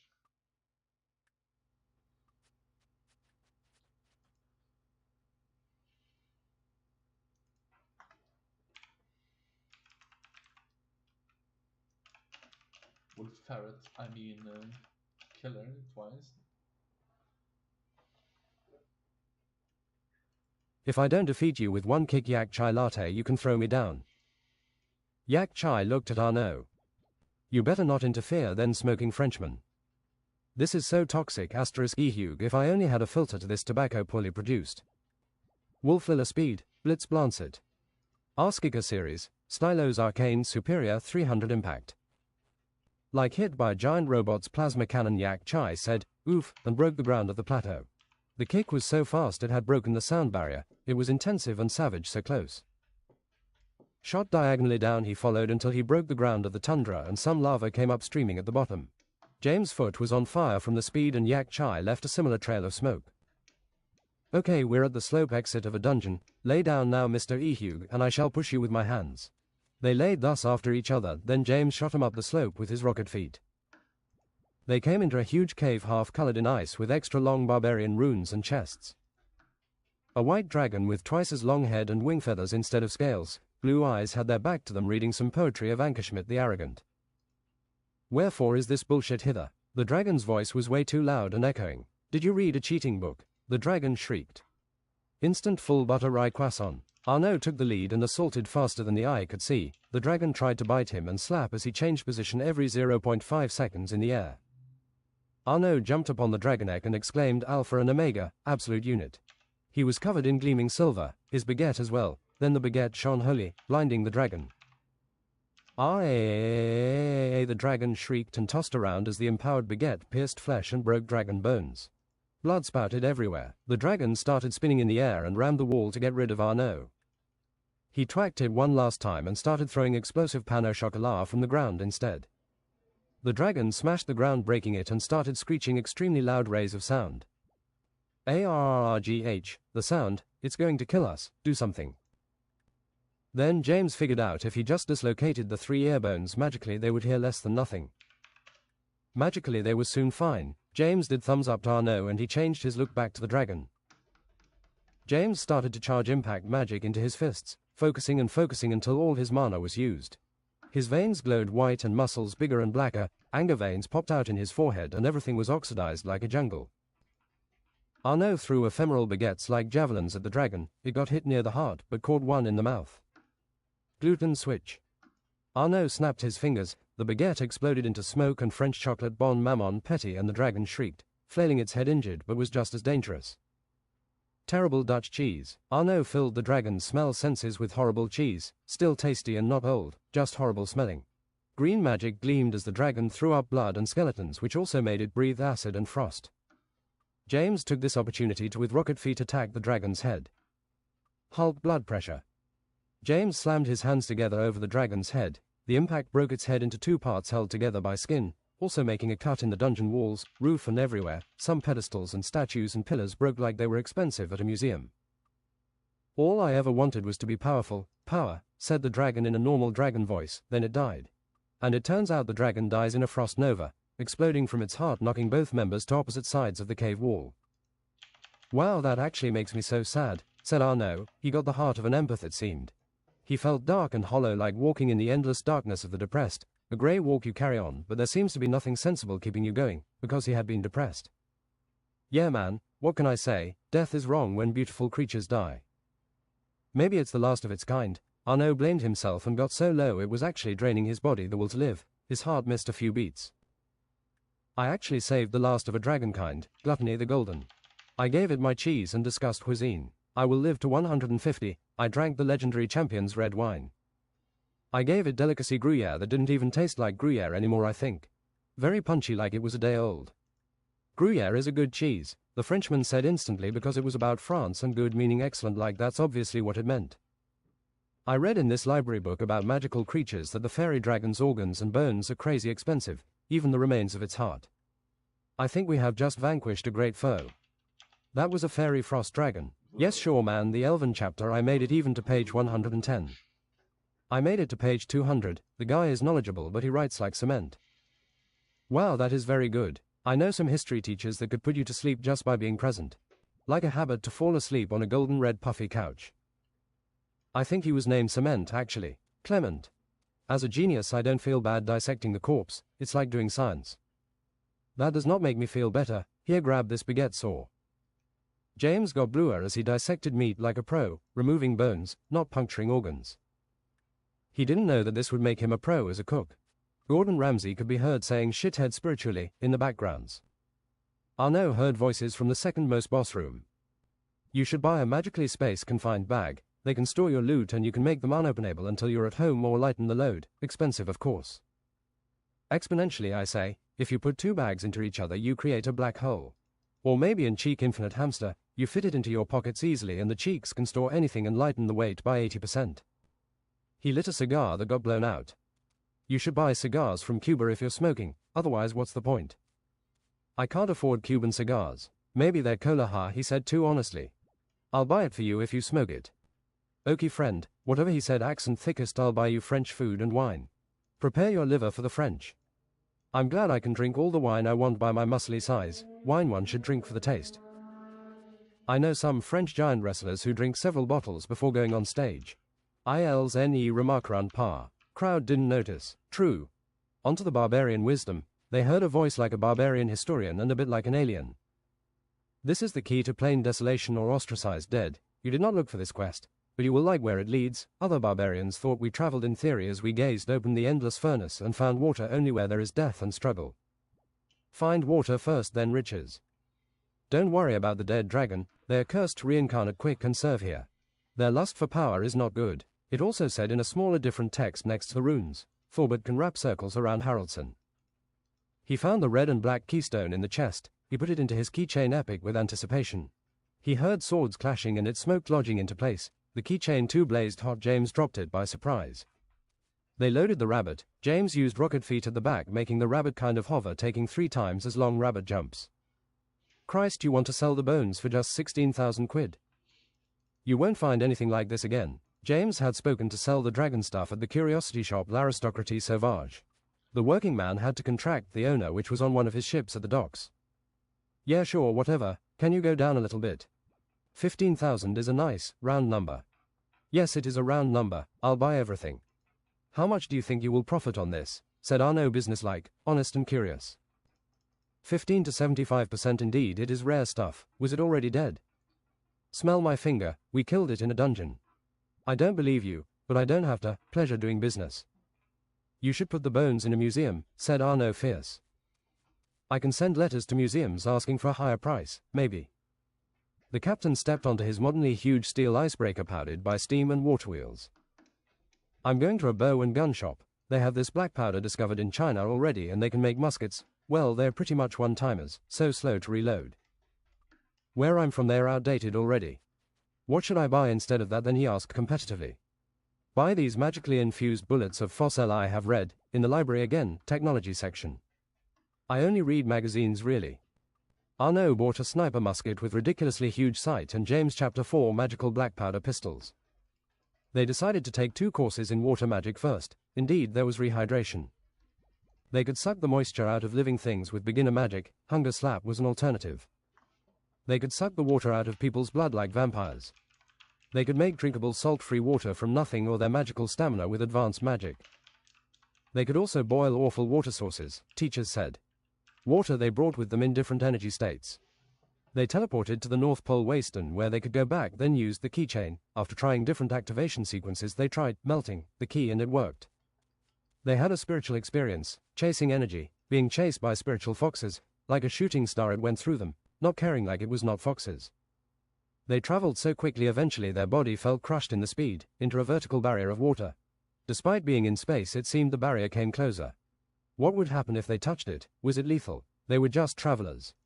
As they touched the vertical water barrier, they sat up in an oasis. Wet to their waists they gasped for air, wet like jellyfish. They were sitting in a desert oasis. The oasis was 15 meters wide, then went 100 meters maybe far away. Palm trees perfectly planted 2 on 2 were all the way to the end of the oasis. It was so dry here, ridiculously hard to breathe, and so hot like even for a desert, it was just cerebral. Hydroselmenic pebble.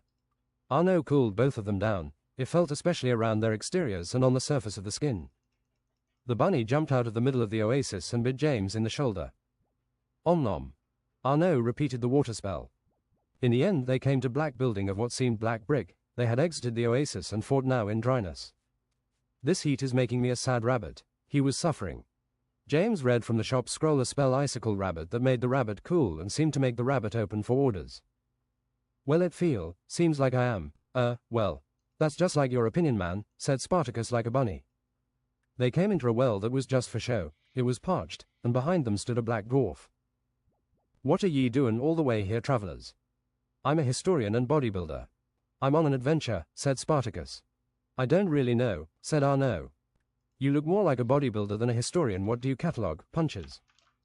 Here's my first question. What do you do in this blasted heat? You drink alcohol, said the dwarf. Come, I can chat with ye if you're new. I'm bored selling spicy food anyway. We can buy some of your food. The rabbit reacted to this word and jumped face close to the dwarf, noticed even by people other than James. No, it's terrible. Let's go to this chicken place, Scorched Sunburn.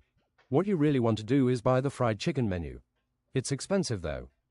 They went into a building that... I wrote all of this just because I wanted a sentence that said this is an unreal fried chicken. They went into a building that looked identical to the others but had a wooded sign of a chicken.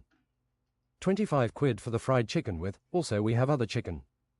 It's going to be a nice time, said the dwarf with social intelligence. He said it in the right non-pushing way. Arnaud looked melted in his black suit. You look like melted ice cream in your suit. I am completely numb to the suit. James and the gang sat down mussily. So what do you do here against the heat, asides alcohol? James said comically. Use cooling spells and runes, stay inside, dip your socks and sleeping gear in water, highly recommended, exteriors are more sensitive to water. Some genius figured out you should summon water elementals. Nasty temper, you can permanently change your body and skin to handle the temperature doing nothing, but it's irreversible and makes you struggle in places that aren't desolation. Lots of dwarves do it here, there are oases through, and some of the best water parks around. Eat the red large flowers that look partly like berries around the oases you find. They have the highest amount of antioxidants and vitamin C of anything we know. Supposed to be healing. Sit in the waters around here like a capybara, drink alcohol. It's one of the things you could do here. Scorching chicken came on small plates with a huge plate of sweet potato chips and some cassava chips. Oh yes, the cholesterol and high blood pressure, said the dwarf eagerly. Don't forget the high blood sugar, meat is as bad for your blood sugar as sugar. What are you serious? The dwarf said upset. There was grilled chicken in tamarind curry, spicy fried chicken, chicken in charred tomato sauce, and dwarven tikka masala chicken. This is some unreal fried chicken, said Arnaud. It's perfect, it blows my mind. I didn't know chicken could taste like this. I'm going to buy just some more for our needy travels, he said in a suspect voice. The other meat is the same kind of quality, it tastes expensive is one way to describe it. Then the other way to describe it would be delicious, succulent or prizeworthy. The tamarind is perfectly balanced with the curry I noticed, said the dwarf. It's right there in your face. 50 to 50. The dwarf exclaimed, there is no way you can travel far on foot here, it's 140 Celsius in the shade and 200 in the sun. The planet doesn't move and the sun is very close. Several times more boiling than your sun on Earth. Paris, and Bordeaux when I was a kid. British, right in the now in London. The bunny nibbled at the dwarf elbow. Argh. Come here Spartacus, there is fried cassava, technically a vegetable. I'm not used to food being tasty, except for watermelon. Spartacus. What you guys want to ride is one of the sand ships, you see them come over the dunes. I do own one but it's small and not for strangers. Magical and black powder engine. Well the black powder we get here, it's stronger and smells like cumin and jasmine rice. We have different or better ground elements. Is that bunny cooled down? I guess we will get that question a lot. Yeah, it's that magic where they alter their mind too. The bunny squeaked as loudly as it could, meaning to communicate with the dwarf. Rabbits are quiet. Can we get map in it?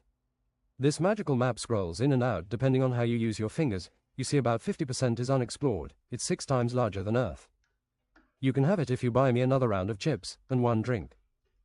Sure, they got all the potassium they needed from the chips. If you eat a bag of raw potatoes you will too.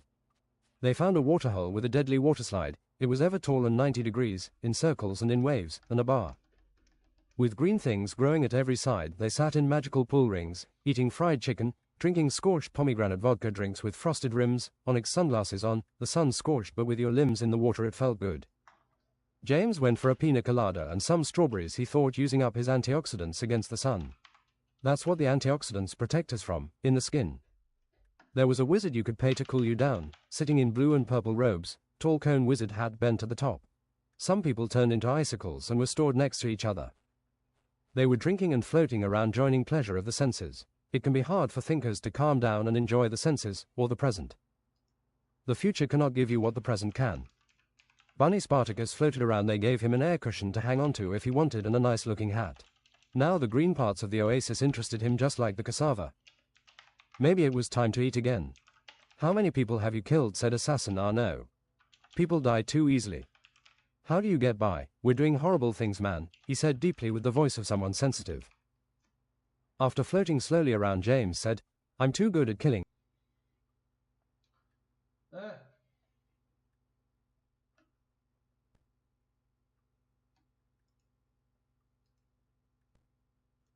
I like hearing it. I feel accomplished, like they know my best self. I think French people can be smart in their culture, just like the poetry, music and lyrics are different, like a sacred plant. You explain nothing, it's very complicated, James said, sounding more like a robot, for some reason, logical and quiet. It's vague grey areas part for part, like women can talk about very shifting specific feeler things. Picking in a brain with lots of options. I'm going to the water slide. Arnaud raised his sunglasses. Narrow and 20 meters high stood a singular luxury waterslide. James sharply took in the view and then with rocket feet sprung down. He felt kind of empowered, like a rocket going down. Then he skipped like a stone across the waterhole by the angle and up into a palm tree. Spartacus came excitedly to the stem. The huge palm tree was like a green couch. "I'm sure you want me to do it," said Arnaud, "and I'm not doing it." "Psst, you're a traveler, looking for the unholy strikes," said a grey-skinned, star-hair and beard baldening-looking dwarf. "They can be found by a Ronin, masterless samurai." "Even quieter," he said, "he's in the tombs of Ra and Sobek." "Thanks, take a chicken leg, this chicken leg honors you thus." James slurped on his strawed pina colada. "I have been thinking of where he could be for weeks. It has to be like the legend. And like the legend, the strike only works for perfectly made katanas. Don't wake the Egyptian gods, they're from this plane."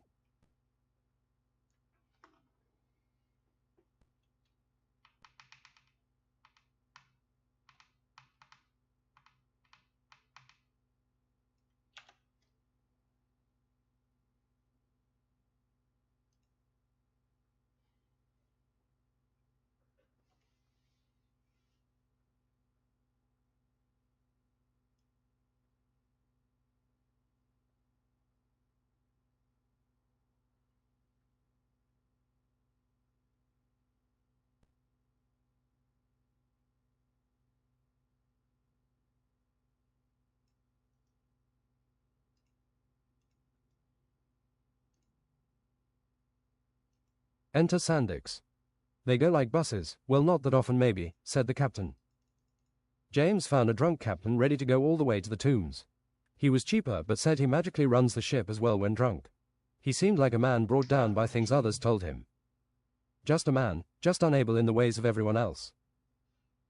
They climbed a huge dark brown ship, 4 rows of sails. It was mostly sails. It had triple front cannons and 2 rocket bottoms back, it seemed, taking up most of the backside. They had a nice room with balcony up at the 5th floor back. The stairs were easy vertical 30 steps built into the ship. Cheap 15 quid for traveling. The captain seemed surprised someone paid him and corrected his sailor's hat. He fired up the engine, blew flare back. It seemed as easy as splitting the seas. Up and down it went through sand dunes, some 50 meters high. James imagined a beautiful starry sky. In the bottom deck you will find manual cycles, ride a bit on them and crank the engine going faster. Doing nothing is not the custom. Some people are always cycling in the front. It's a job. "I'm a bodybuilder, I will help you little Boy Scouts out." There were rows of cycles at the bottom. In the front were 2 red orcs, 1 redder, 1 more orange.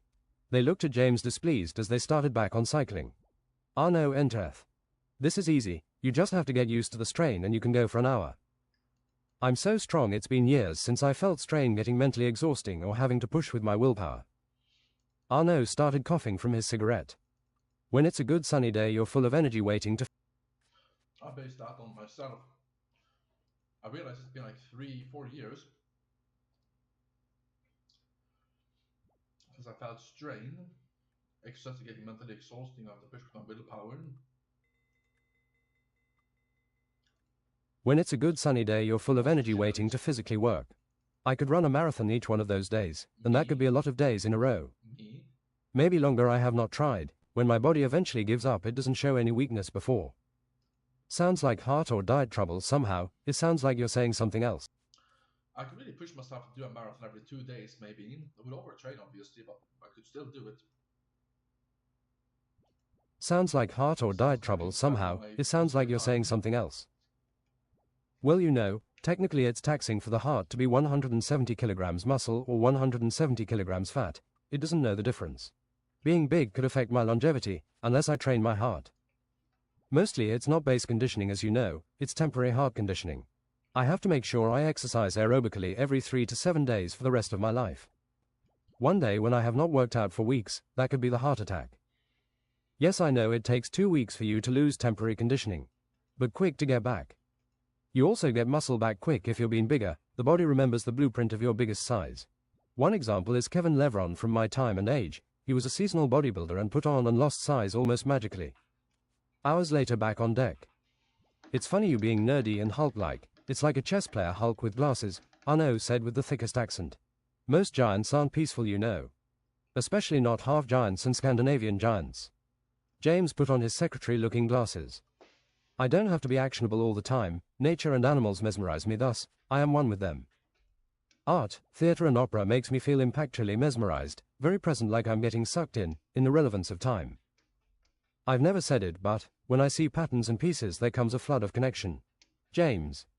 Spirits and my guides talk to me if I do too much killing. I feel the unbalance in the universe like it was my own French kidney pie being taken away, he said solemnly. Ah no. Tombs of ancient gods thus, you'll want your heads about you. The captain drank another half bottle. I'll drink for you if I think you die. Poor souls, he whispered to himself. There were sandy tombs but mostly underneath. The whole looked auspicious. Get inspired by Mystery Dungeon. Okay. Spiritually I feel like there's something ancient and sacred here which I interpret the energy to be what we're looking for. There were some half-orc goblins. They were stout and round with maces and hooked swords. The attacks were fine for the party, but they were hard to kill, thus the defiant and grunty sounds. They could not speak, about as annoying as killing cockroaches. There was a tunnel with traps and a room with tiles that melted into poison, but they came into a smashed wall, a shortcut. It led to a bonus place with barbarian runes. Claim our treasure, you need platina and steel and magical properties.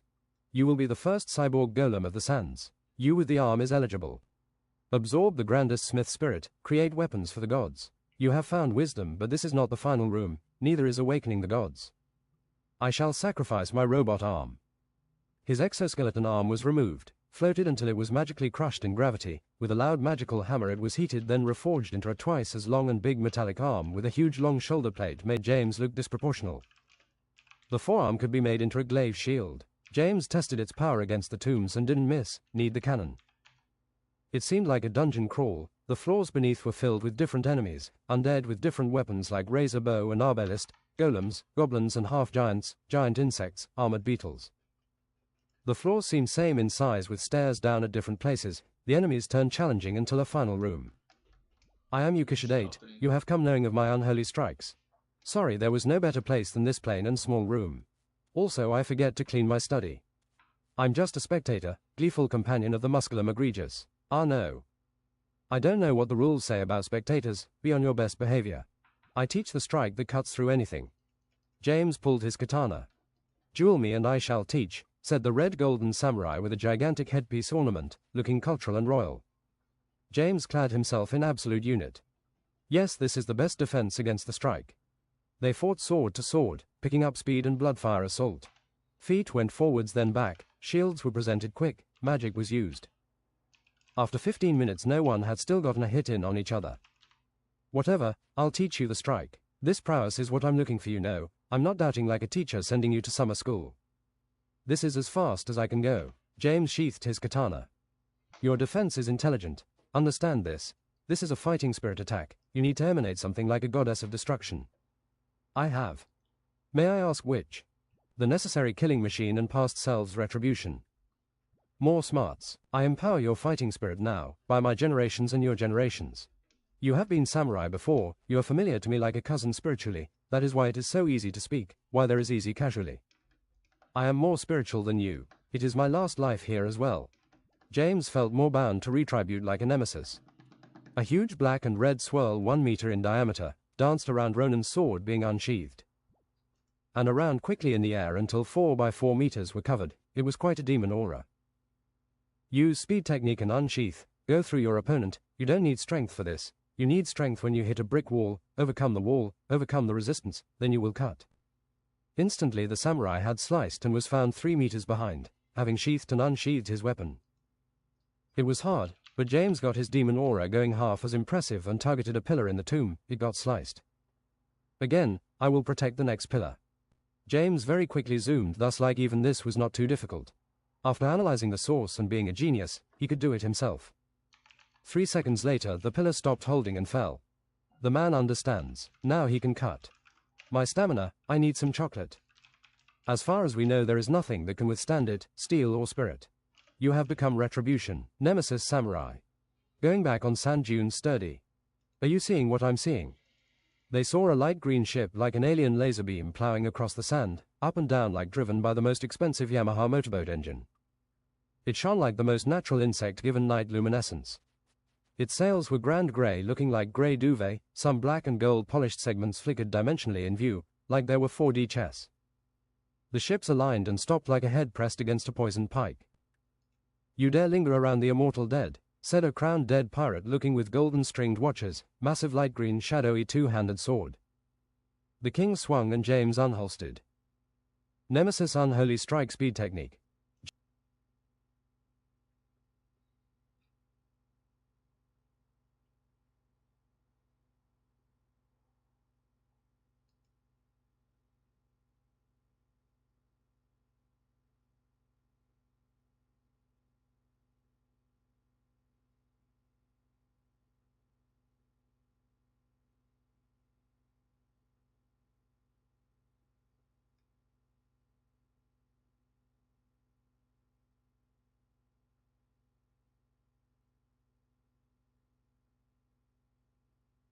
How about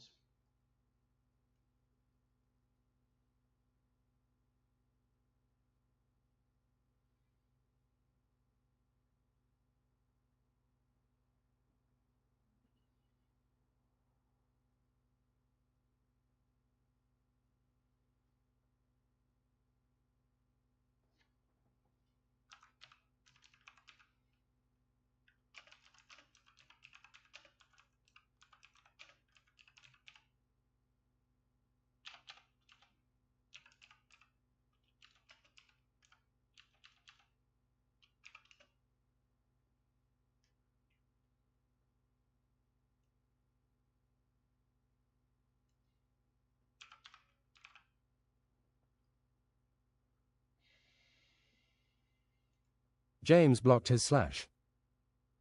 It is Peacemaker, Oathkeeper the Avenged. My name is James.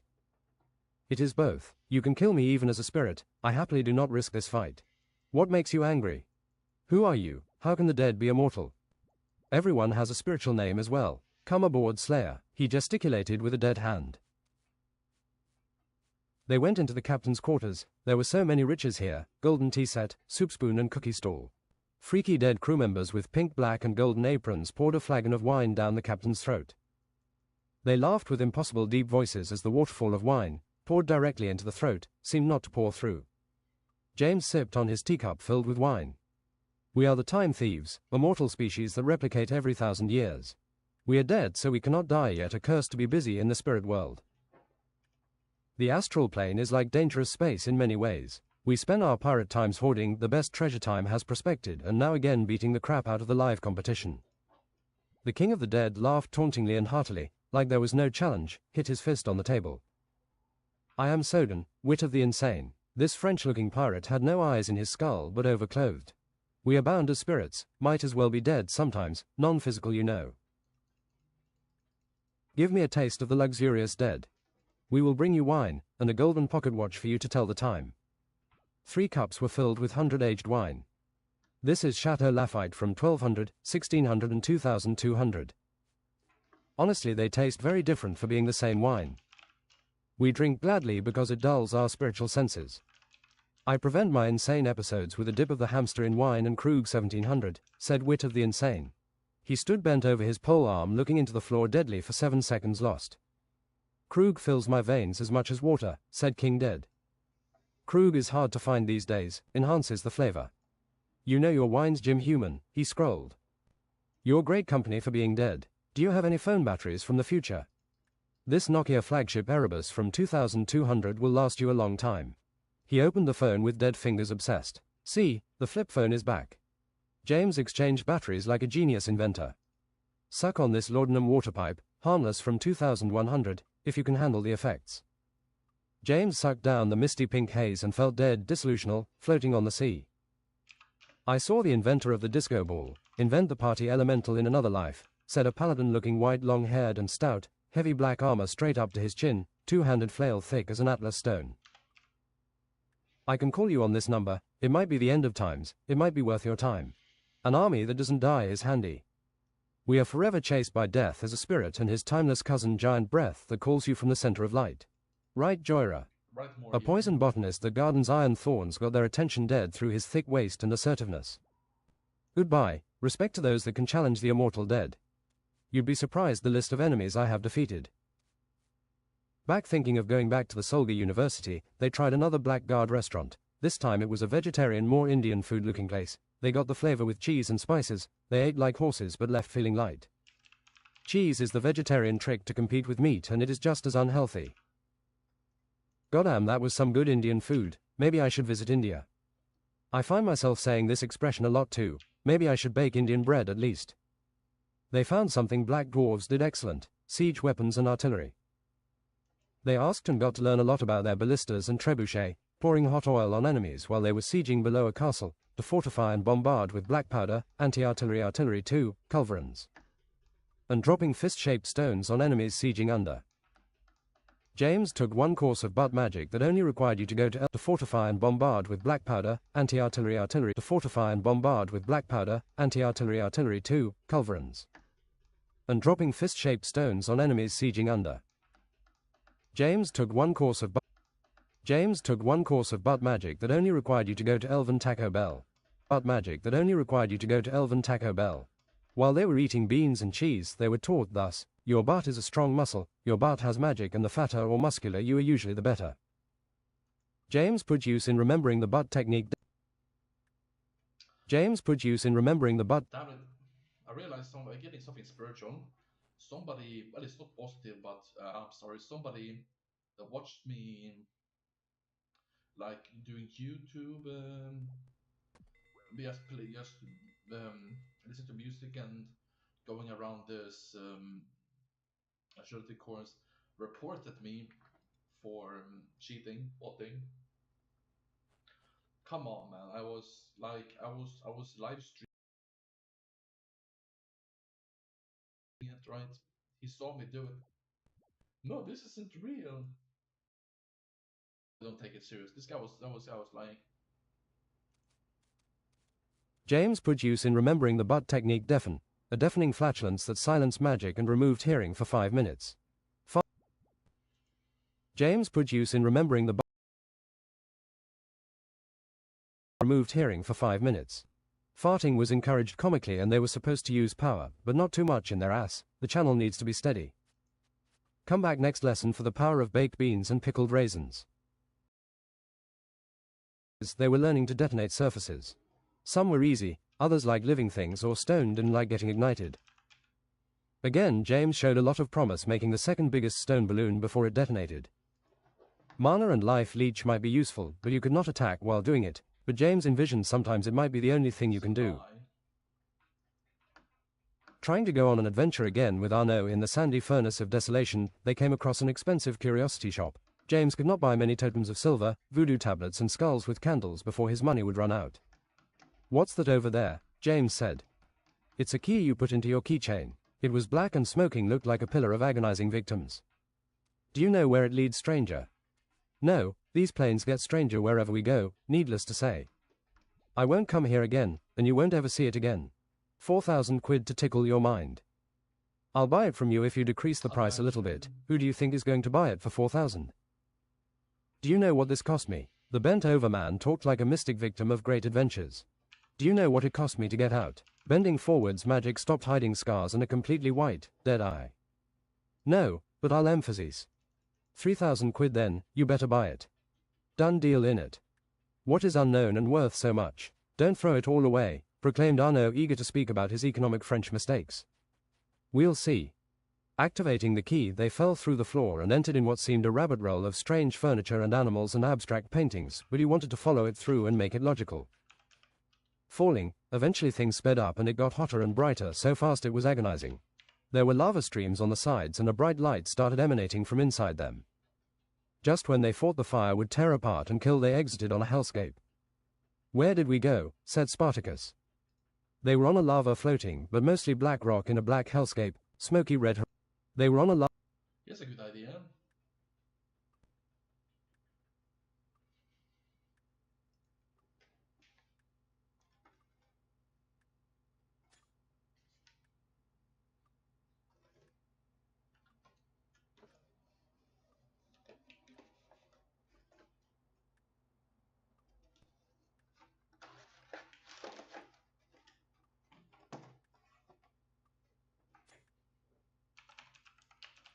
They had to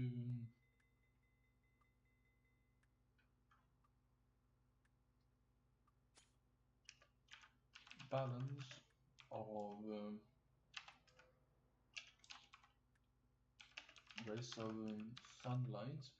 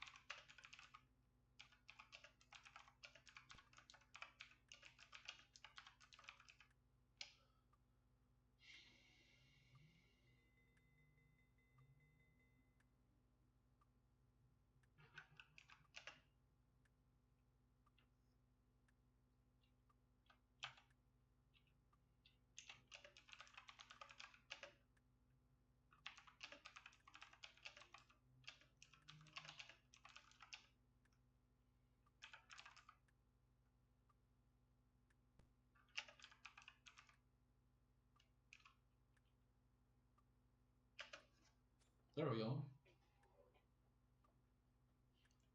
They were on a lava floating, but mostly black rock in a black hellscape, smoky red horizon with no sun. It smelled burnt and of sulfur. Did we go to hell?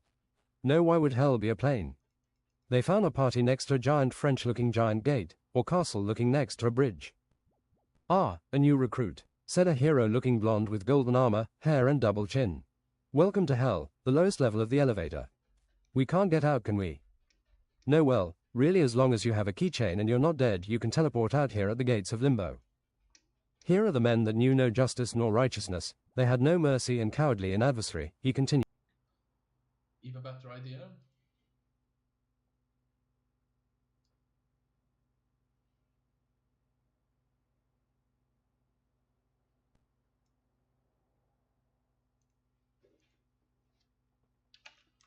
They could sacrifice intelligence for a week. Would drown painfully into nearly double their IQ points.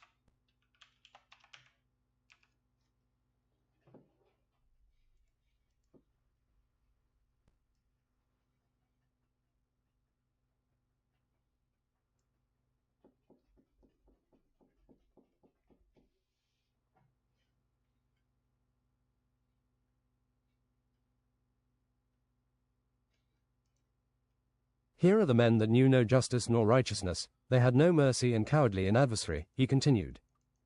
There's religion and hell. What's the bloody right religion? Fuck yeah, let's just keep going. There's religion and hell. What's the bloody right religion then? Arnaud said, losing his previous conceptions. They don't tell you. You're supposed to live religiously as a disciple and stop your wicked ways. That's the safest best, I think. That holds up. Because further down in the 9 circles of hell it takes a lot to get to. Another party member, an elf with a wild beast bow, stag horns, white blank eyes and a belt of elf daggers, said, We are not omnipotent. The best judge for your sins is your own consciousness and heart. If you do not think things you've done are so bad, they're not maybe. Wickedness gets you a long way here, not being lesbian or owning the wrong sacred cup. The hero continued. I don't believe too much in religion, actually. I don't think you have to... The hero continued. Did you not know? Heaven and hell is at war again for the last time. All planes will be affected as good wins over evil. Hopefully, Satan is cleverly coming up with ways to influence heaven and hide many abysmal weapons, mythical and forgotten. We are going to raid hell at this time, swipe the contraptions, riches and weapons, make our own powerful reign on Einhanger. An elven priest conservative with battle robes. There is supposed to be more ways for redemption here, although the test not obvious, you're only supposed to be punished so far. Eternal hell is not for every soul. The spirit of a tortured soul appeared white, shorter and gleaming. She's right, you know, this is a corrupted place. Maybe I have a chance to return, reincarnated with memory swept. I hope I don't sin again. Death appeared with hollow hood and scythe and 26-inch grey arms. I didn't know death lifted heavy weight, said James. I have sensed you as my friends suicidal. I have business with Satan. James, you have never been near death unless in a fight. I am not completely spirit, I need to work out. Bony arms does not swing a scythe. You can also choose to die forever here, never to be tortured again but also never reborn. Don't choose it, it's literally surrendering your soul to Satan. If Satan takes over heaven, there will be hellspawn and smoldering hellscape everywhere and people will be unable to choose between right and wrong. Every good person will be stillborn, a feast for flies. We can convince Satan to renounce his throne, give him power and territory somewhere else, but there are 13 family members related to Satan who will have to be convinced as well, or they can take over his reign. Good enough to progress, maybe. Maybe we should aim for this, said James. If hell is ruled by a weaker sister, maybe things will stay under the lid. It was time for him to use his whole brain and heart. You raiders should consider forcing him to renounce with force, said Death. I might help. You have high cholesterol, French Arnaud guy. Keep smoking. Arnaud threw his primitive cigarette away. What I'm really feeling is how close you are to a heart attack, said Death. It feels like hot arguments, like with high blood pressure. I can feel it too, said James. All through I am conservative like Burke. Don't let it enter your mind to try and kill me, James, Death said psychically. James' instincts were flaring. That was very specific. He's giving it away, but what would I gain from killing Death? He knows about the unholy strike. James kept pondering this as everyone talked in a circle around him. The hero continued, all food in hell is at least 5,000 Scoville, tastier things might turn into ash in your mouth, the coffee is burnt even for Italians, there's only variants of chili as a spice, thus there are baths but the water is boiling. Satan appeared as a 4 meters red spiked demon, but darker as a black spirit. Communicating like a telephone. What are you lot doing here? He said unintelligently. Your gambit with heaven will lose everything to us, said the hero, brave indeed. You can't descend past the fallen angel yet breach our castle at the edge of the abyss. Nice tricks of the mind, Satan, said James. It's true, you are chanceless against me as well. Find your place on my corrupted court instead, go all the way in sin. Believe in yourself, not God or religion. Sin 1,000 times, come to hell a legend. James realized now Satan was an ENTP personality type, a real devil's advocate. What is buried may never surface. Satan disappeared in a black swirl.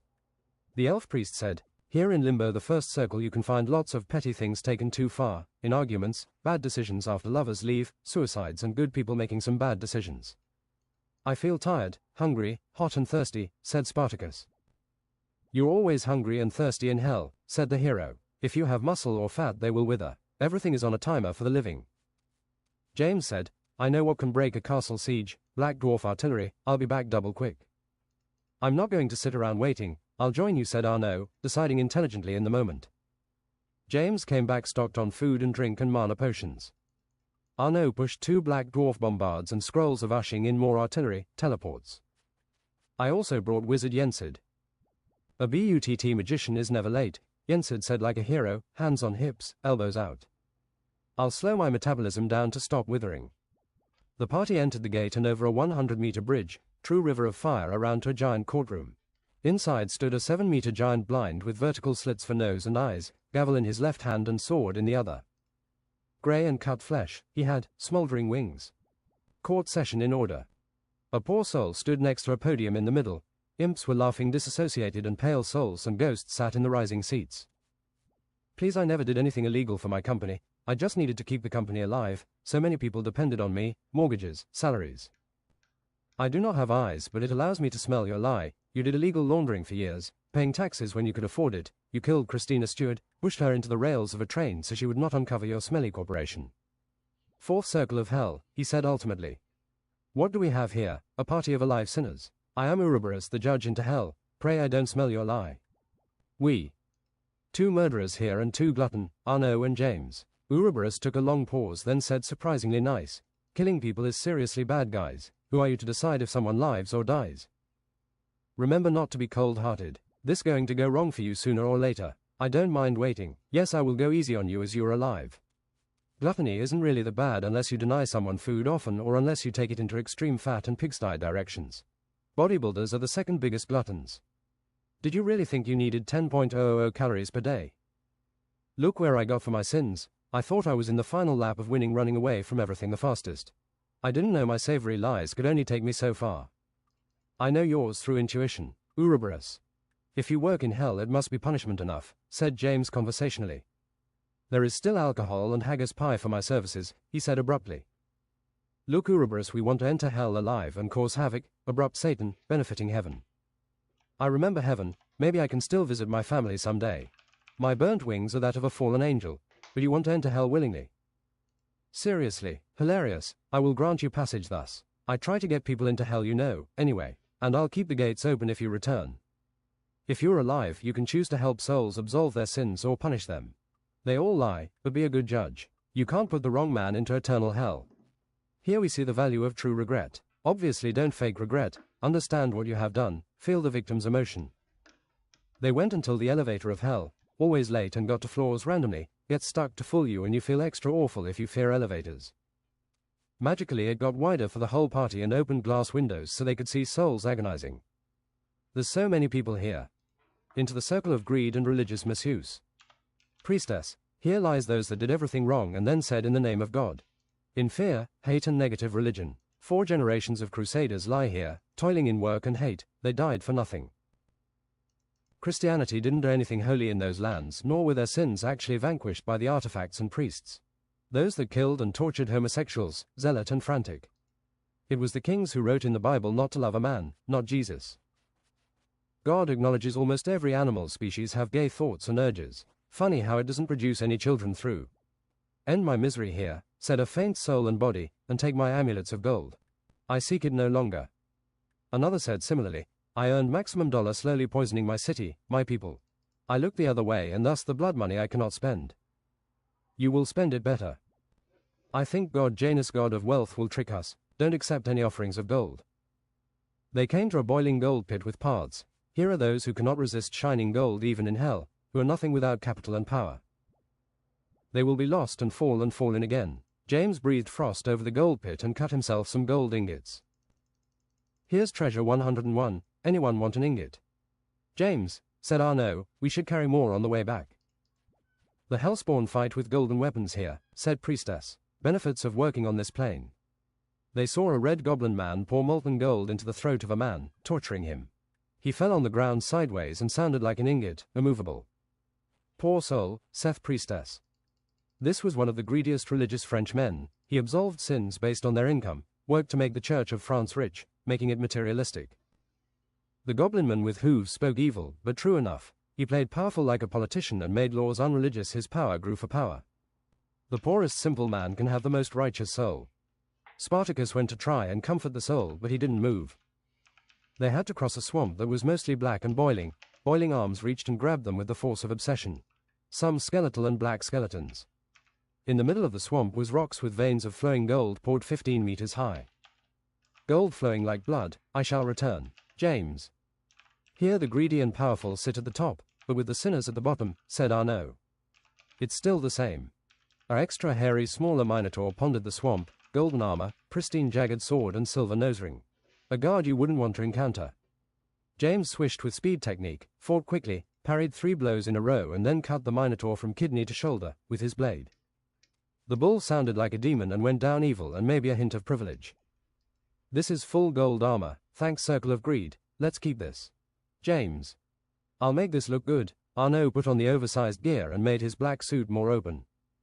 At the end of the swamp the ground flickered red. The dead and boiling came up the swamp, agonizing and slow they obeyed attack. Security Chief Esam, not necessarily the streamer, has been alerted of your presence. A hooved human goat with pitchfork, miner's beard, skinny but large belly and curve-horned 3 laps stood and worried with an extra large underbite. You really think you can attack hell? There are standards here, bylaws, you have cut me in for the share at least. He spoke with a lightweight nerd voice sounding foreign. How much? Said James. 40% to betray Satan, I'm on his good side. Beguiling and awful. No way, said James. A red gem on his pitchfork emanated red mist as the dead flew like projectiles unto James. Corpse explosion. The bodies exploded splattering blood and liver, kidneys. James had protected himself in elemental spirit, the blood shaman. At least it wasn't horse explosion, said Arnaud. James slashed and executed strikes wise, but the pitchfork could have been made of diamond. James did Stylo's arcane martial arts, kicks, chops, combos and thundering knees breaking his defense intelligently. Esam stabbed with strength deserved for hell and nightmares. James made a 5-inch punch to knock him out, but Esam got up clasping his head sturdy and confused. James cut him 8 times in a white mist and rainbow energy rays from slicing gleaming tornado. Steroid hurricane.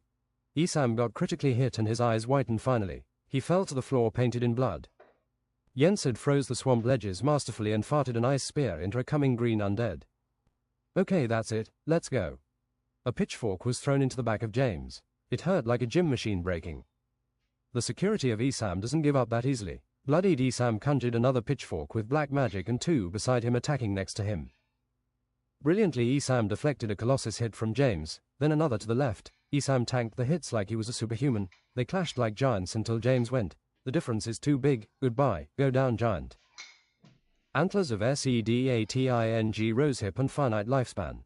James crushed his insides with an implosion punch and broke his armor like church glass. It sounded like church glass too. His eyes whitened and he went to his knees then fell face first. Another golden minotaur awaited them entering the gates to another section. Guards. Rear driving BMW parking, asphyxiate. Yensid started flying around in the air ass first like he was pulled by a rope then hit the minotaur in the face with his ass robes. The minotaur hit by dim ass Mac instantly died. We have a wizard amongst us, said the hero. Praised be the heavens, said elf priestess. They had to climb sides of red mountains and slide down rugged mountain foot. They met many monsters with expensive weapons. They actually found a diamond dagger and more rings, improving mana and regeneration. James had room on his hand thus. Write more. Enter Circle of Lust and Accounting. The door had perfect male buttocks you had to open with, real square gym buttocks wide like wide shoulders. Accounting, said Arno. Priestess, accounting is a precise work. They think no one is watching over the boring numbers, but if you get any wrong ever you go straight to hell. Here the sarcasm about the work fills the halls. A tall thick goth chick with gigantic breasts came soft-spoken to the party. Hey guys, I'm living too, I got lost with my party, can you help me? Yeah sure, we're big huggers in this party, you're welcome. Arno. Ah how cute, she hugged Arno and kissed him on the cheek. I see through her lies, James thought. They came unto a door with a stone face. To go further in hell one has to be sacrificed, the weakest link, the cowardly, the extra weight. In the middle stood a 1x2 diameter deep coffee grinder hole. It's basically just a mixer. Drink the weakest link, it's a bloody tradition. We're gonna talk about this right, said Arno. James took the goth chick, walked confidently and threw her head first into the grinder like the lightest javelin. The mixer spun quick, making Italian and high-speed sounds. It's obvious, she's a mirage of the Circle of Lust, said James. Otherwise she would not be interested in us. The grinder seemed to hit bone and made some crunching noises, struggling, speeding up to max afterwards. James, I don't think she was a mirage. Priestess. Oh well, what's another sacrifice, said Arno. Her black high heels flew and hit Arno in the face, knocking him to the floor. The group carried on more casually. A real goth wouldn't mind getting turned into coffee. The grinder raised a bit above the ground and tried adding milk and cream. Damn, said the hole in the wall, we're out of milk again. Some of the party, including James, drank the goth cappuccino to restore vitality. It tasted like sugary depression. Stoneface said, here we see the chamber of cheating, one of the most common regrets they say. Cheating done for no reason, with handsome celebrities, for money or revenge. For those that waited a short time or forever. Here's one of Satan hell favorites, those that proclaim to love their wife then plow their goat, cross-eyed. They ought to try a succubus. When looking at women, men can consider almost anyone, so it's completely up to the thinking part of the brain to stop you. Your first foe is the hamster of harbingers. A cute white hamster with a fluffy fat mane stood small and innocent around the entry. What are we waiting for? Said the hero and approached cleverly. Write more about the hamster. Whoosh asterisk, the hamster flew through the air, biting 100 times under his shirt and blew air into his skull bone until his head exploded. The daggered elf came blazing secondly, reflecting magically and putting up impact shields. Like a gunshot, the hamster shot through the shields and without anyone having time to react decapitated the elf. It's a killer hamster. Power word, vacuum cleaner. Yensid created a suction and the hamster flew up struggling into Yensid's butthole. They came upon the plains of harking grief and pointless suffering where there were many prisoners. Priestess, here lies a cheater known in the history books. She kept cheating voracious for years, undermining his husband's trust. When he found out, she divorced him and took his money he had worked on all his life as a millionaire. He tried suiciding but it didn't work. He is handicapped and a monster thus. Help me, I'm innocent here. I shall see your judgment fit, said the priestess and imprinted her shoe size in her face slowly, resting on her staff. Her body seemed weak and dissolving a bit. Help us. James heard a voice through the wall, surprisingly with his sharp unaltered hearing. He punches thus, like there never has been any steroids. 5 armored giant battle rabbits unsealed thus, about 5 meters long, 3 meters tall like the polar. We're raiding hell, come out in it. I'm Bloodmonger the Unclean. Bloody Mary. Undying Chest Day Gregor. Unreal Battlemame Undertow Jr. Brick Hellforge. There were also alive prisoners and many beasts. They kept smashing through hellclay. We've been sealed away here and forgotten, too dangerous for hell and earth. You won't regret releasing me from this beastly campaign. How can I assist thee? It was a black belt robed kung fu man with goatee and twirly moustaches. James wondered just how many things were deep and hidden in hell. He went behind the prisoners undistracted and put his spiritual hand on the wall. He felt something faint in life, but clear in wanting to be rescued, like someone's last day's heartbeats and glorious ending. James punched, twice, thrice, through and again, rumbling and excellent devastation. There was a room of a shackled angel, wings bound and black magic manifest. James dispelled and unshackled, thus healed. I was never supposed to be found. Those were the odds. I have been here for 1,000 years, tight, coarse and hungry. If I deserved to be found, I would be. The angel flexed his wings. Yet now it will become Satan's fall. Archangel Jophiel. He hoosed speedy wings up out the tomb like at constant speed. You red orcs are going to fight Satan, right? You better shut your mouth or we will fight you. We're getting out of here. I am not so stupid. I regret everything I've done. Deprivation favors the bold. I'm not going to risk dying for Satan, laughed an even redder orc honestly. An even redder orc said, I could fight hell but I'd rather find my wife. The prisoners were here, don't you see, said James. Then she isn't here, but she is alive, I can feel it. Feels like a relationship loving, love understood perfectly. Unto Castle Black. This is going to be a huge siege. Ah no. They cast the short-range teleport spell. I think there's a Castle Black in Game of Thrones stuff, but it's not inspired by that. It doesn't look the same. It guards the entrance deeper into hell, and it's like much more freaking huge, man. They cast the short-range teleport spells ushering in men and artillery. There was a castle with drawbridge wide in sections and a little bit of triple wall sealing the only entrance into the next section. It had 38 towers on towers growing bigger in the middle like a castle infestation, 100 meters high. Armies exited the grand drawbridge as the remaining party unleashed portals ushering in their siege. Siege onages with fiery brimstone, black dwarf black trebuchet and ballistas. Elven dragon cannon siege. It looks like a dragon's mouths, 3 Chinese flying crows. The ramp unleashed bombs with crow wings, and 2 culverins anti-artillery, outranges, resists artillery. The enemy had false goatmen, helix, hellbears, some brown orcs, mercenaries, red goblins and cruel giant dead white-colored beasts of variety. Skeleton siege spread poison over the walls with giant flaming arrows being fired and devastating hell bombards. The bombards needed to be destroyed. Start. A hell ballista shot at the raiding party, knocking people over despite their defenses, revealed a culverin shot in the middle of their contraption, dismantling it, collapsing it like an armchair. Giant double-glaived, in their flesh beasts lead the charge, hitting the ground mostly as elves flipped about. They flailed and ravaged. It took Arno buttoning up his black suit and sitting on top, stabbing with his double eternal baguette, a long time before it went down. The baguette assault cannot be ignored. The cavalry from the raiders swept in the goblins. They had pikes, but they were frozen and shattered, pikes and shields. Caltrops is the enemy of horses. Here the anti-cavalry wasn't medieval and they survived. A black dwarf took out archers standing with fiery catapult shots. They didn't think quick enough. Write more here. The catapult got fireballed by a kingly dressed skeleton. He was opulent, square and crowned, looked like he just died. James pelted enemies with throwing weapons like a barbarian, protecting the siege. Hammerfiends enter. They were 6-meter dead white 4-armed that turned into clubs instead of hands. They spun around and knocked people into the ground, formidable ever stuck. They had winged great helms and gritty dead white muscle. There shoot the hammer, said James to a black dwarf. The first ballista shot was blocked, but the second went through its heart. Soon it was going down like a giant glorious.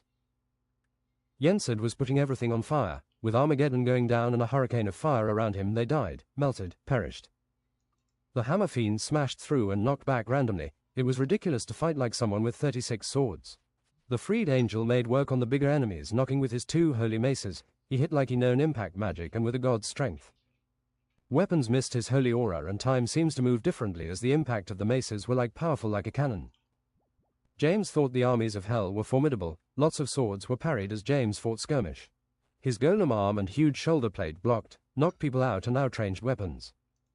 Time for the dual wield again, katana and S-pole arm, just like in his first tournament where he was a wee bodybuilder. Satan was puppeteering the spirit of a death knight, hovering without legs, slashing with 2 swords black as a dream. No one could fight. Its slashing was savage. No one could damage it. It was a spirit from hell. Satan laughed with the puppet. He was playing on people's feelings by killing them. Heat up the grills. We have new people coming to hell. James went up and parried the puppet. Soon it was ferocious like a nightmare doll onto him. They parried right and left thus. There is no cutting a spirit, said a dead mouth. James put his thumb on the katana holster. Unholy strike. Nemesis unsheath speed technique. A devastating slice. Everyone close stopped and looked shocked at the mention of the unholy strike. The puppet and its katanas were cut. He fell folded like paper and then burnt into small white pearls. Making a dent into James' stamina, he didn't use it twice, not on the hammer fiends plural. Wait guys, let me just put the katana back into the holster again. The surrounding enemies ran away. Write more here. James and Arnaud jumped high onto the walls filled with goblin archers and swept clean, jumping into enemies behind the lines he whirlwind and savaged. There's the chains to the drawbridge, he cut them, and the gate mechanism, he broke it so the gate would remain open. Jensud had managed to sneak behind enemy lines, pretending to be an albatross salesman. What flavor? There's no bloody flavor in it, he said to a goblin as he carried on. He carefully put his ass cheeks to a tower bent over also filled with strategic enemies and said, Fart reverb, 1,000 baked beans. The flatulence grew and shrunk, exploding and imploding, taking larger pieces of the tower with it each growth. The tower fell slowly. They are winning the ground battle, close the gate. It's bloody stuck. Watch your panties. An orc smashed the foundation making a rubble gate, there was plenty of castle. Just then the tower to the right went down. Barge in gentlemen, said a raider, move the siege. The flying crows were devastating explosives, aimed at the walls and behind there was no counter. They had to count the casualties and jump from the center. There are such things as perfect weapons in combat. A succubus and a leather female raider were fighting, kicking obscenely. They both got high heels in their eyes. Same time too. 3 humongous hammer fiends exited a corridor. It felt like fighting cheating again. Jensud clenched his butt muscles again and again until inhumane power was stored after 3 minutes. His ass entered a holy state and a humming noise was heard piercing similar to transcendence.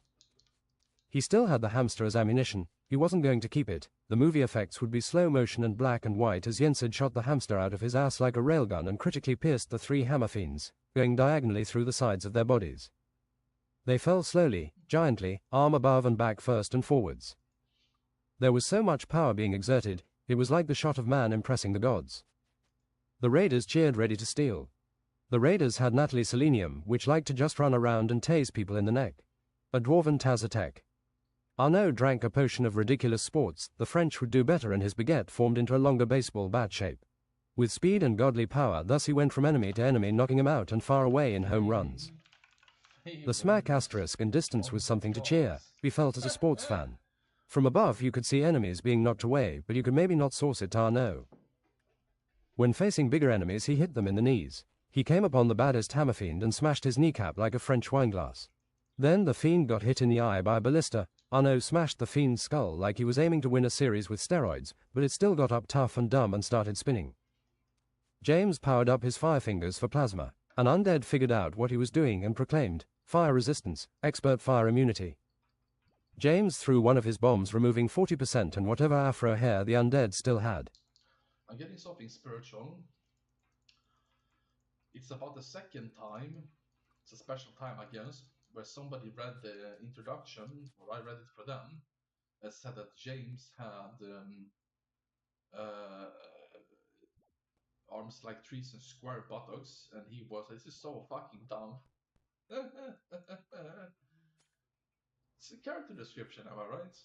James threw one of his bombs, removing 40% and whatever afro hair the undead still had. Penance, shield of deepest hell. The fiend glue yellow-white and sounded like an expensive computer program. Damn it, alright, that's it. James got the weird feeling channeled. It felt kind of like being electrocuted. Red-white plasma lightning spew from his fingertips. The Hellspawn was shocked and realized they might lose as the hammer fiend was lit on fire and melted quick like butter. Melted bit for bit where James aimed. Heaven and hell was jealous of such temperature. Jensud wanted to show off his ultimate moves too and sent his ass into gear second. It would shorten his life and felt like sacrifice you should not cross. An everlasting warning by your body. Triple ultra ultimate immolation spectre. People had to cover their eyes as the last hammerfiend melted from the Aslazer and screamed, melting into the ground like lava.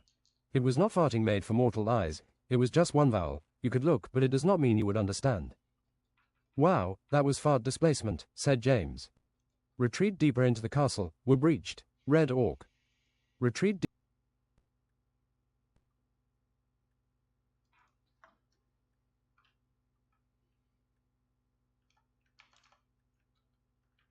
In the end, it was one arm reaching for help, melting down.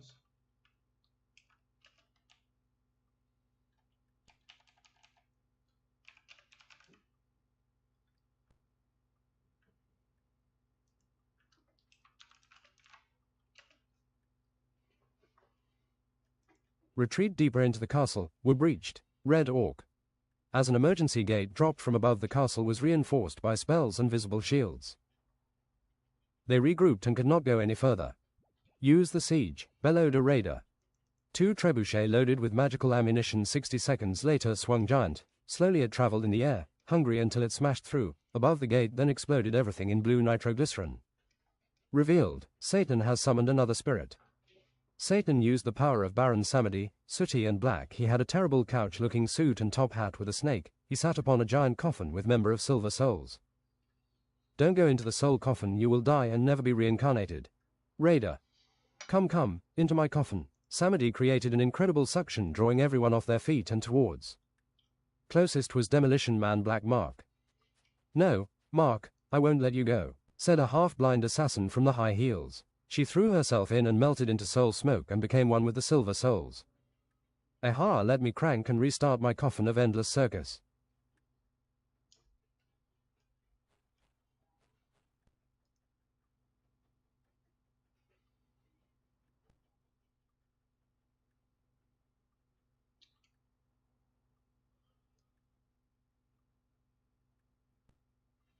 Let's actually go for the entire book. Let's just go for that other Hell chapter.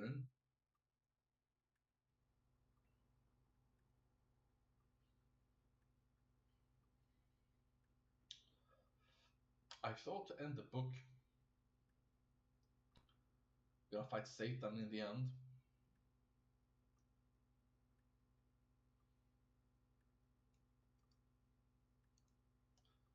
Good end, super good ending.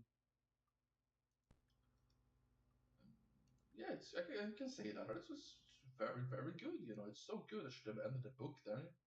We just went 60 pages, and I think I won 300.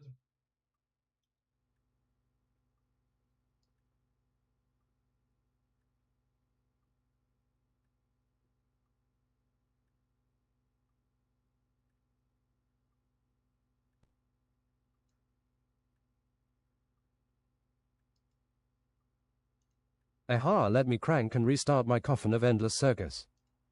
James came threatening run. I guess probably want to talk a little bit more because I'm reading the book. James came. How about it was just done on a dare, you know? I was feeling like ADHD, like random. Let's start writing a book. The first thing I came up with was this technical medieval fighting tournaments, the poetry of the first character I want to be black. The black body is deep bestående av the stars i constellation precis without an answer.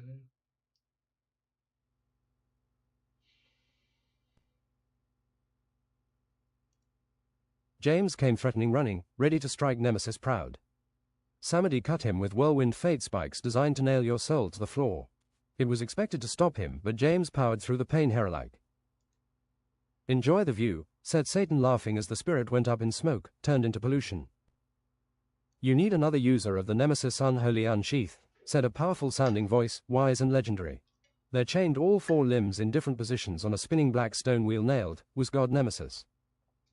Revealed in Siege, she had 1 soul burning from candles, 1 soul tickled by feather, sword and dagger impaled and cut 1,000 times, some wounds a decimeter long. There was no blood anymore. I am God Nemesis, release me and I will raid thus. To release me you will be judged, take your bow and blow. James went brave forth and unnailed her limbs. I shall heal you with healing magic, help me team. I am a god, I will not die from this, or later.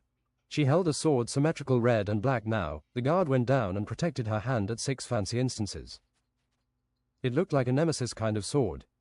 A third red eye opened in her forehead and she judged James thus. You are perfect, James, in the eye of justice and revenge, she said unexpectedly. You are conscious with ease of the world unfair and how you would receive and deal justice. You have purged yourself for no one watching. You seem to be someone like myself. Obviously I will not maim and languish. One should live like we will be judged in the end, learn for an eternal life and with deep hate retribute. James. Casually James then said, I think religion can really help a step with this. Very interesting. She had a massive black ponytail, egg face, tall, very wide-shouldered and muscular, arms and shoulders bouldery, large as her head. Crispy black-grey skin and red eyes. Huge 6-pack.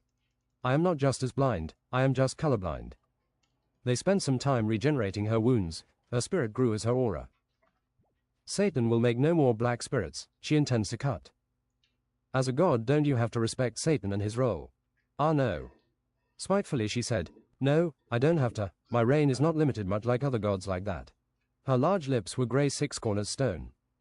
As you spit spite I want to kiss your six-cornered grey lips, Arnaud Frenchly charmed. I kiss my fans. Smaller Arnaud got kissed long and grey while their heads did not align. They fought little until they came upon a grey courtyard surrounded by deeper castle.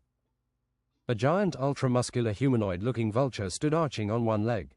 It had bodybuilder arms instead of wings. It was a real bodybuilder. To trade blows and fight it was like fighting a giant.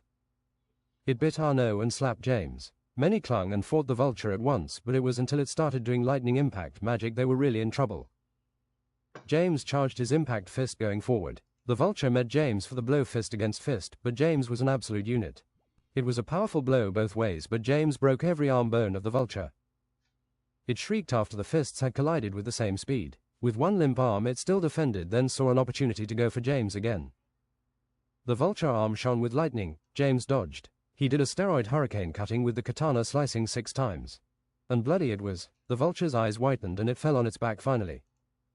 Arnaud had managed to get poisoned by corrosive blood saltpeter. Skeletal mages had gathered power to apply toxic personal. Somehow Arnaud had powered through and beaten the crap out of them in a baseball frenzy. You're on a hot streak. Don't run through the poison center and inhale the clouds. You deserve to be poisoned like this, Nemesis said. Now there is a chemist, poison and biological chemistry expert in the castle basement. He might join us or fight us 50-50. Alas, we have no choice. They snuck around until invisible walls were opened and stairs circular. The castle was black and golden with diagonal torches and a bit more fantasy-like than hell. They found someone in a white hospital-looking room with chemistry sets and experiments genius. It was a huge Cuban 2 meters tall in a light green and white Hawaiian shirt with 2 meters between shoulders. He had 4 arms tree-size lodging horizontally next to the shoulders. He was extremely muscular, even more than James, with a wide face, mouth and neck wider than head. Nemesis, Olivia, we are raiding hell. There won't be much left of here. It was a very smart thing to say. An impossibly deep voice said, I'm in. Arnaud the baguette savant has been poisoned, hence our seeking thus. It was just a job. I like some who appreciates my chemistry genius, legal or not. Satan makes my poisons and cures legal. I gain a fortune if it's sold out of hell. Take Satan's stuff then and sell it as we get out of here, said James. I might. He has lost blood, throwing up so he can't swallow, wounds are oozing green and black. He's faint, frenzy and feeble. Frenzy you say? Olivia lit another 2 Cuban cigars. What's the 3 cigars for, James? It's a 3-cigar problem. Olivia smoked like he was afraid of running out and then. Okay, put this bazaar and hold it into your mouth. I will inject you with antidote 7 pathways and finally we need something acidic to be traded into his very alkaline body.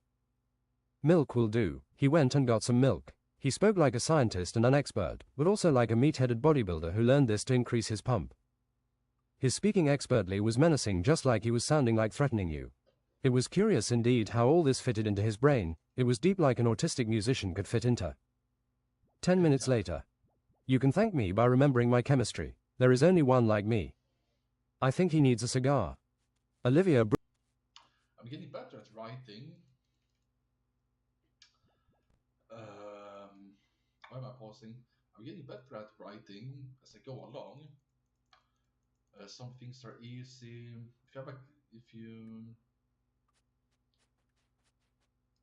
I think the beginning is definitely the worst part, but I'll just rewrite it, I guess. Olivia brutally put a cigar into his mouth. Why do you have 4 arms? Said James. I am a genetical top 1% Cuban gym human. Me too, said James. Top 1%. They were silent, looking at each other, James a head taller but Olivia wider. They helped Olivia stack and stash important equipment, expensive chemicals and Cuban cigars. Looks like he has had 2 wooden boxes in the back rooms each with 250 boxes of Cuban cigars each. Imported flavor EEH. James. This joke wasn't funny with him. Write about fights bonus Lords of Hell. Enter castle courtyard, again. Fat armies of dead white beasts with black two-handed spiked maces, 3 meters tall, they stood hard to kill. Nemesis had a shield that seemed to reflect and heal damage. Her slices were sure and her temperament worrying for doctors. Maybe she ought to try some goji berries.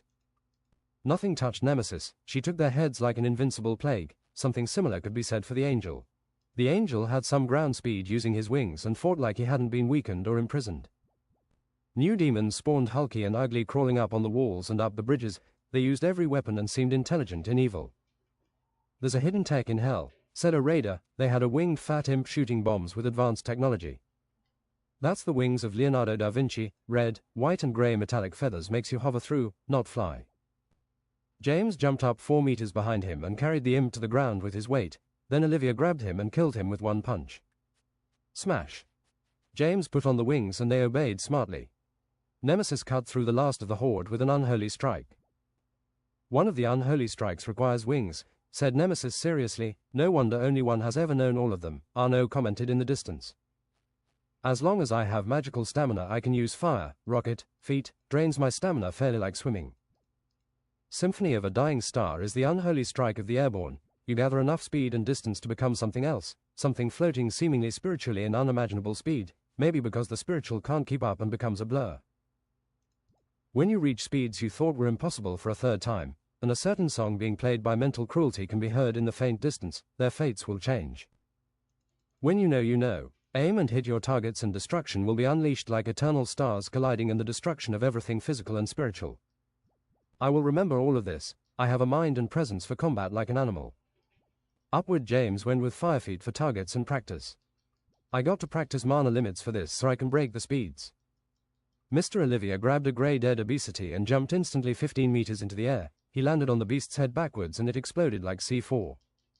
"I'm going to do some magic I'm not used to," Seth Yensid, "on a white dead demon, Wednesday transform." The demon turned into a frog.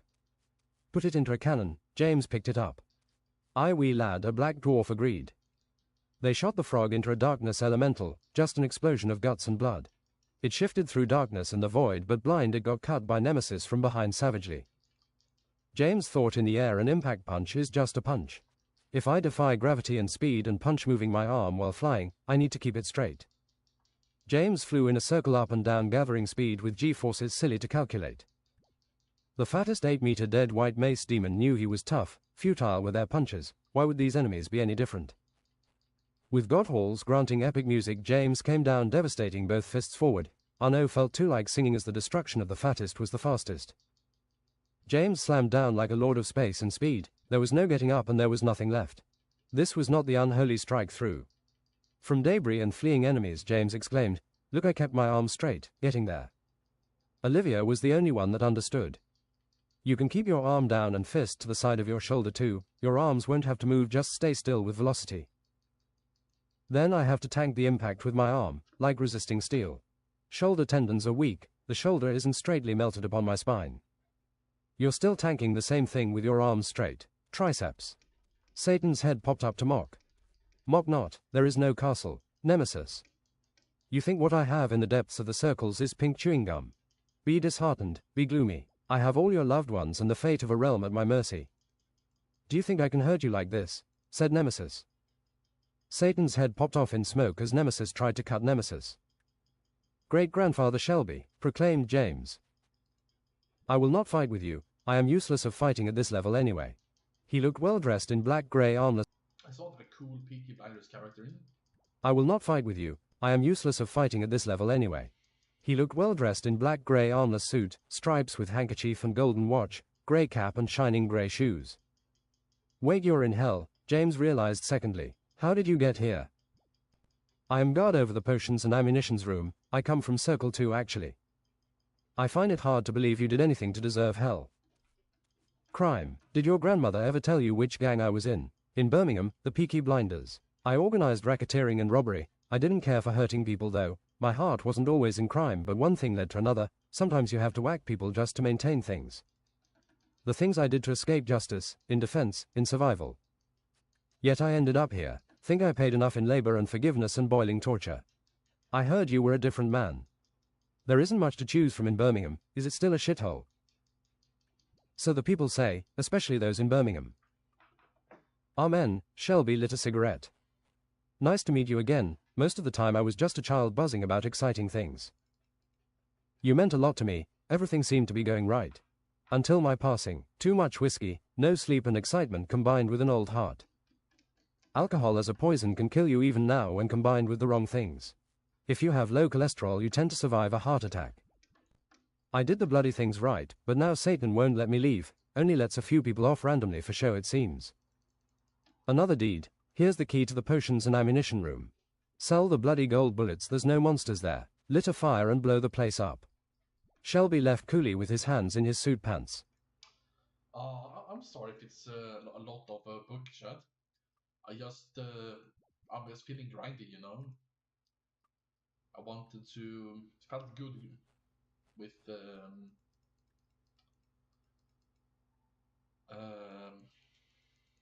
just in a moment thing. Shelby left coolly with his hands in his suit pants. I will investigate, said Arnaud. Boom goes the dynamite. We might need more dynamite deeper in hell, said Olivia. Their minds went numb and forgetful. Their minds went numb and forgetful, charmed and unnatural as they went through the castle victorious. There were angel-looking women guiding him, tiny skirts, professional businesswomen too with sexy ties, red-dressed hourglass figures in the middle of the party. It felt so light following him back into the castle, the hooves clacked like horses on the stone. Hooves. James realized the hooves didn't fit in. James wrenched out 50% of their control with his sharp mind and screamed, "Succubus!" He slammed his pommel into the ground, knocking everyone off their feet. He figured out to also splash everyone with water magic circular. No, we're virgins, said a soft voice luring again. Jens had pulled up a sheet of ice so they wouldn't charm off the nearby cliff. Be gone, thought. One raider still tried to kiss, but then got his tongue cut off, one dagger down his mouth and one in his throat. He was dying, but he managed to hit a succubus with his frying pan so hard she turned unconscious. The other succubus got the idea and started firing fire waves from their palms. I can't help I'm horned and hoofed, I'm beautiful. James and Nemesis did such tornadoes of katanas. Succubuses were flying like chicks in the sky, the succubus fled still firing. One pink succubus held her surrendering hands high. I actually want out of here, please, but Satan won't let me on procedures outside of hell anymore. She had curly horns of 2 laps, mostly naked, tattooed and decorated upper body with many large piercings of large glamour. Her legs really looked like a horse's. I will take this opportunity to go. Say that again, Nemesis echoed, turned psychic with her red third eye. I want out of here. She's telling the truth, but we can still handle one succubus anyway. Look at these sinners, said Succubus Sabrina. They chose lust where they should have chosen reason, and now they are always ugly, cannot intercourse and tormented. They will still ever chase, not ever fetch the stick. I won't mislead you into a trap, but here is the key to Satan's personal pantry, delicacies best of the world, indulgence in the best drink, food and smoke. Collected for himself and replenished where he can. She held a golden key with hollow triangle and a portkey of crystal clear ocean, water and waves splashed around a tiny beach. I shall turn this key and prospect. James. Follow me. Enter rooms of 1,000,000 shelves of frosted artifacts containing fates. The portkey doesn't unlock anything unless you're right proper lost, cannot be found, under 10,000 kilos of weight, but you can still move at walking speed. They finally got the end of the room, into an opulent gold and black corridor, and then into a large kitchen and pantry, one huge table in a room besides. I help the few who need the pantry, she said mischievously. There's Ouroboros haggis pie and spirit, said Arnaud competitively. I dare you to eat the haggis, James. Succubus Sabrina helped them serve and explain. You guys are super powerful, right? We're getting out. She had her instincts to languish and maim, but calmed them. I can 2 unholy strikes and flex stalwart, indomitable. James. I have beaten every large animal with a baguette. Arnaud. I am the best god for action and ploy. Nemesis. There was beer sausage from Germany and Hungary named crispy jalapeno, chili sundae, Westerbottom cheese, chili cheese, small strings of 95% beef, horse sausage with truffle, boar and juniper berry. German hunter sausage, wild mix, and black garlic sausage. There were small kegs of the most expensive French wine, Chateau Mouton, Margaux and Montrachet. Irish I did not realize I came up with them myself. There were small kegs of the most expensive French wine, Chateau Mouton, Margaux and Montrachet. Irish whiskey, Ashford Castle and Estate. This whiskey tastes like burning oak, said Arnaud. Let me try. They passed it around, happy to spoil someone evil like that. This wine isn't surly, it tastes like expensive juice. James. This is why I like red wine, drank like she had an eternal liver. Nemesis. 10,000 euro sake. They coughed, burned and felt elevated woodily around the table. Unpoison me Yensid, so I can thus drink more. Look, a rare 50% alcohol beer. Poison ivy. Raider. With the sausage they paired Wizard's Misspelling, University Exam Edition. You only live once. Heartstopper, gluten-free and Indian Cobra, royalty keg. Satan appeared larger and more demon than a spirit. Isam will come and flush you out. I will not show myself and fall for this. Great stuff. Have any more? Said James, mouthful. I would like a whole salted salmon. You will pay for this. Satan pointed a shadowy finger to the pink succubus. James realized his mistake and threw himself in front of Sabrina. Satan sent a black orb with a hurricane of darkness. The orb tortured James and was hard holding onto. He held on, weakening, until Satan puffed into dust at Nemesis, unholstering her sword. No one has done something nice for me, they never do, said Sabrina, sulky. You were born here, implored Arnaud, mind blank like a canvas. Succubus are born demons in hell, fairly evil, punished between beguiling behex, can reflect some physical attacks, control the mind. She opened a cabinet with cigars and pipes. There was spiteful snakeweed, lethal lava land leaf and gourdweed vintage. They distributed pipes and smoke. This will replenish your mana, said Sabrina, mostly catching Yensid's ear. Huffing and puffing silence. I don't fully get this spiteful snakeweed, I want some more through. Blue Mountain, the best cigars in the world, made by elves without manners. Raider. Feels like I'm pulling down roast beef in my lungs. James. This coffee tastes like expensive chocolate and Brazil nuts. Angel. Let's try every coffee. James. I have time, I will make the time. Raider. James and Succubus sat on a royal green and gold laying couch and relaxed. James stretched and skinny Succubus sat like a princess on his meaty legs. She pulled up into a fetal position, mostly on James' chest. He hugged her and they healed each other in silence. This coffee is almost as aromatic as perfume. It's basically clawing out of the mug. Raiders. That tastes too burnt for me. Raiders. If you just focus on the burnt, you're not gonna like Italian coffee. Raiders. I'm going to put some bourbon in my bourbon coffee. Raiders. Satan had some seriously smelly cheeses. Spanish hard cheese, Gouda and black Swedish monk's cheese. I bet those Swedish monks commit a lot of sins for their black cheese.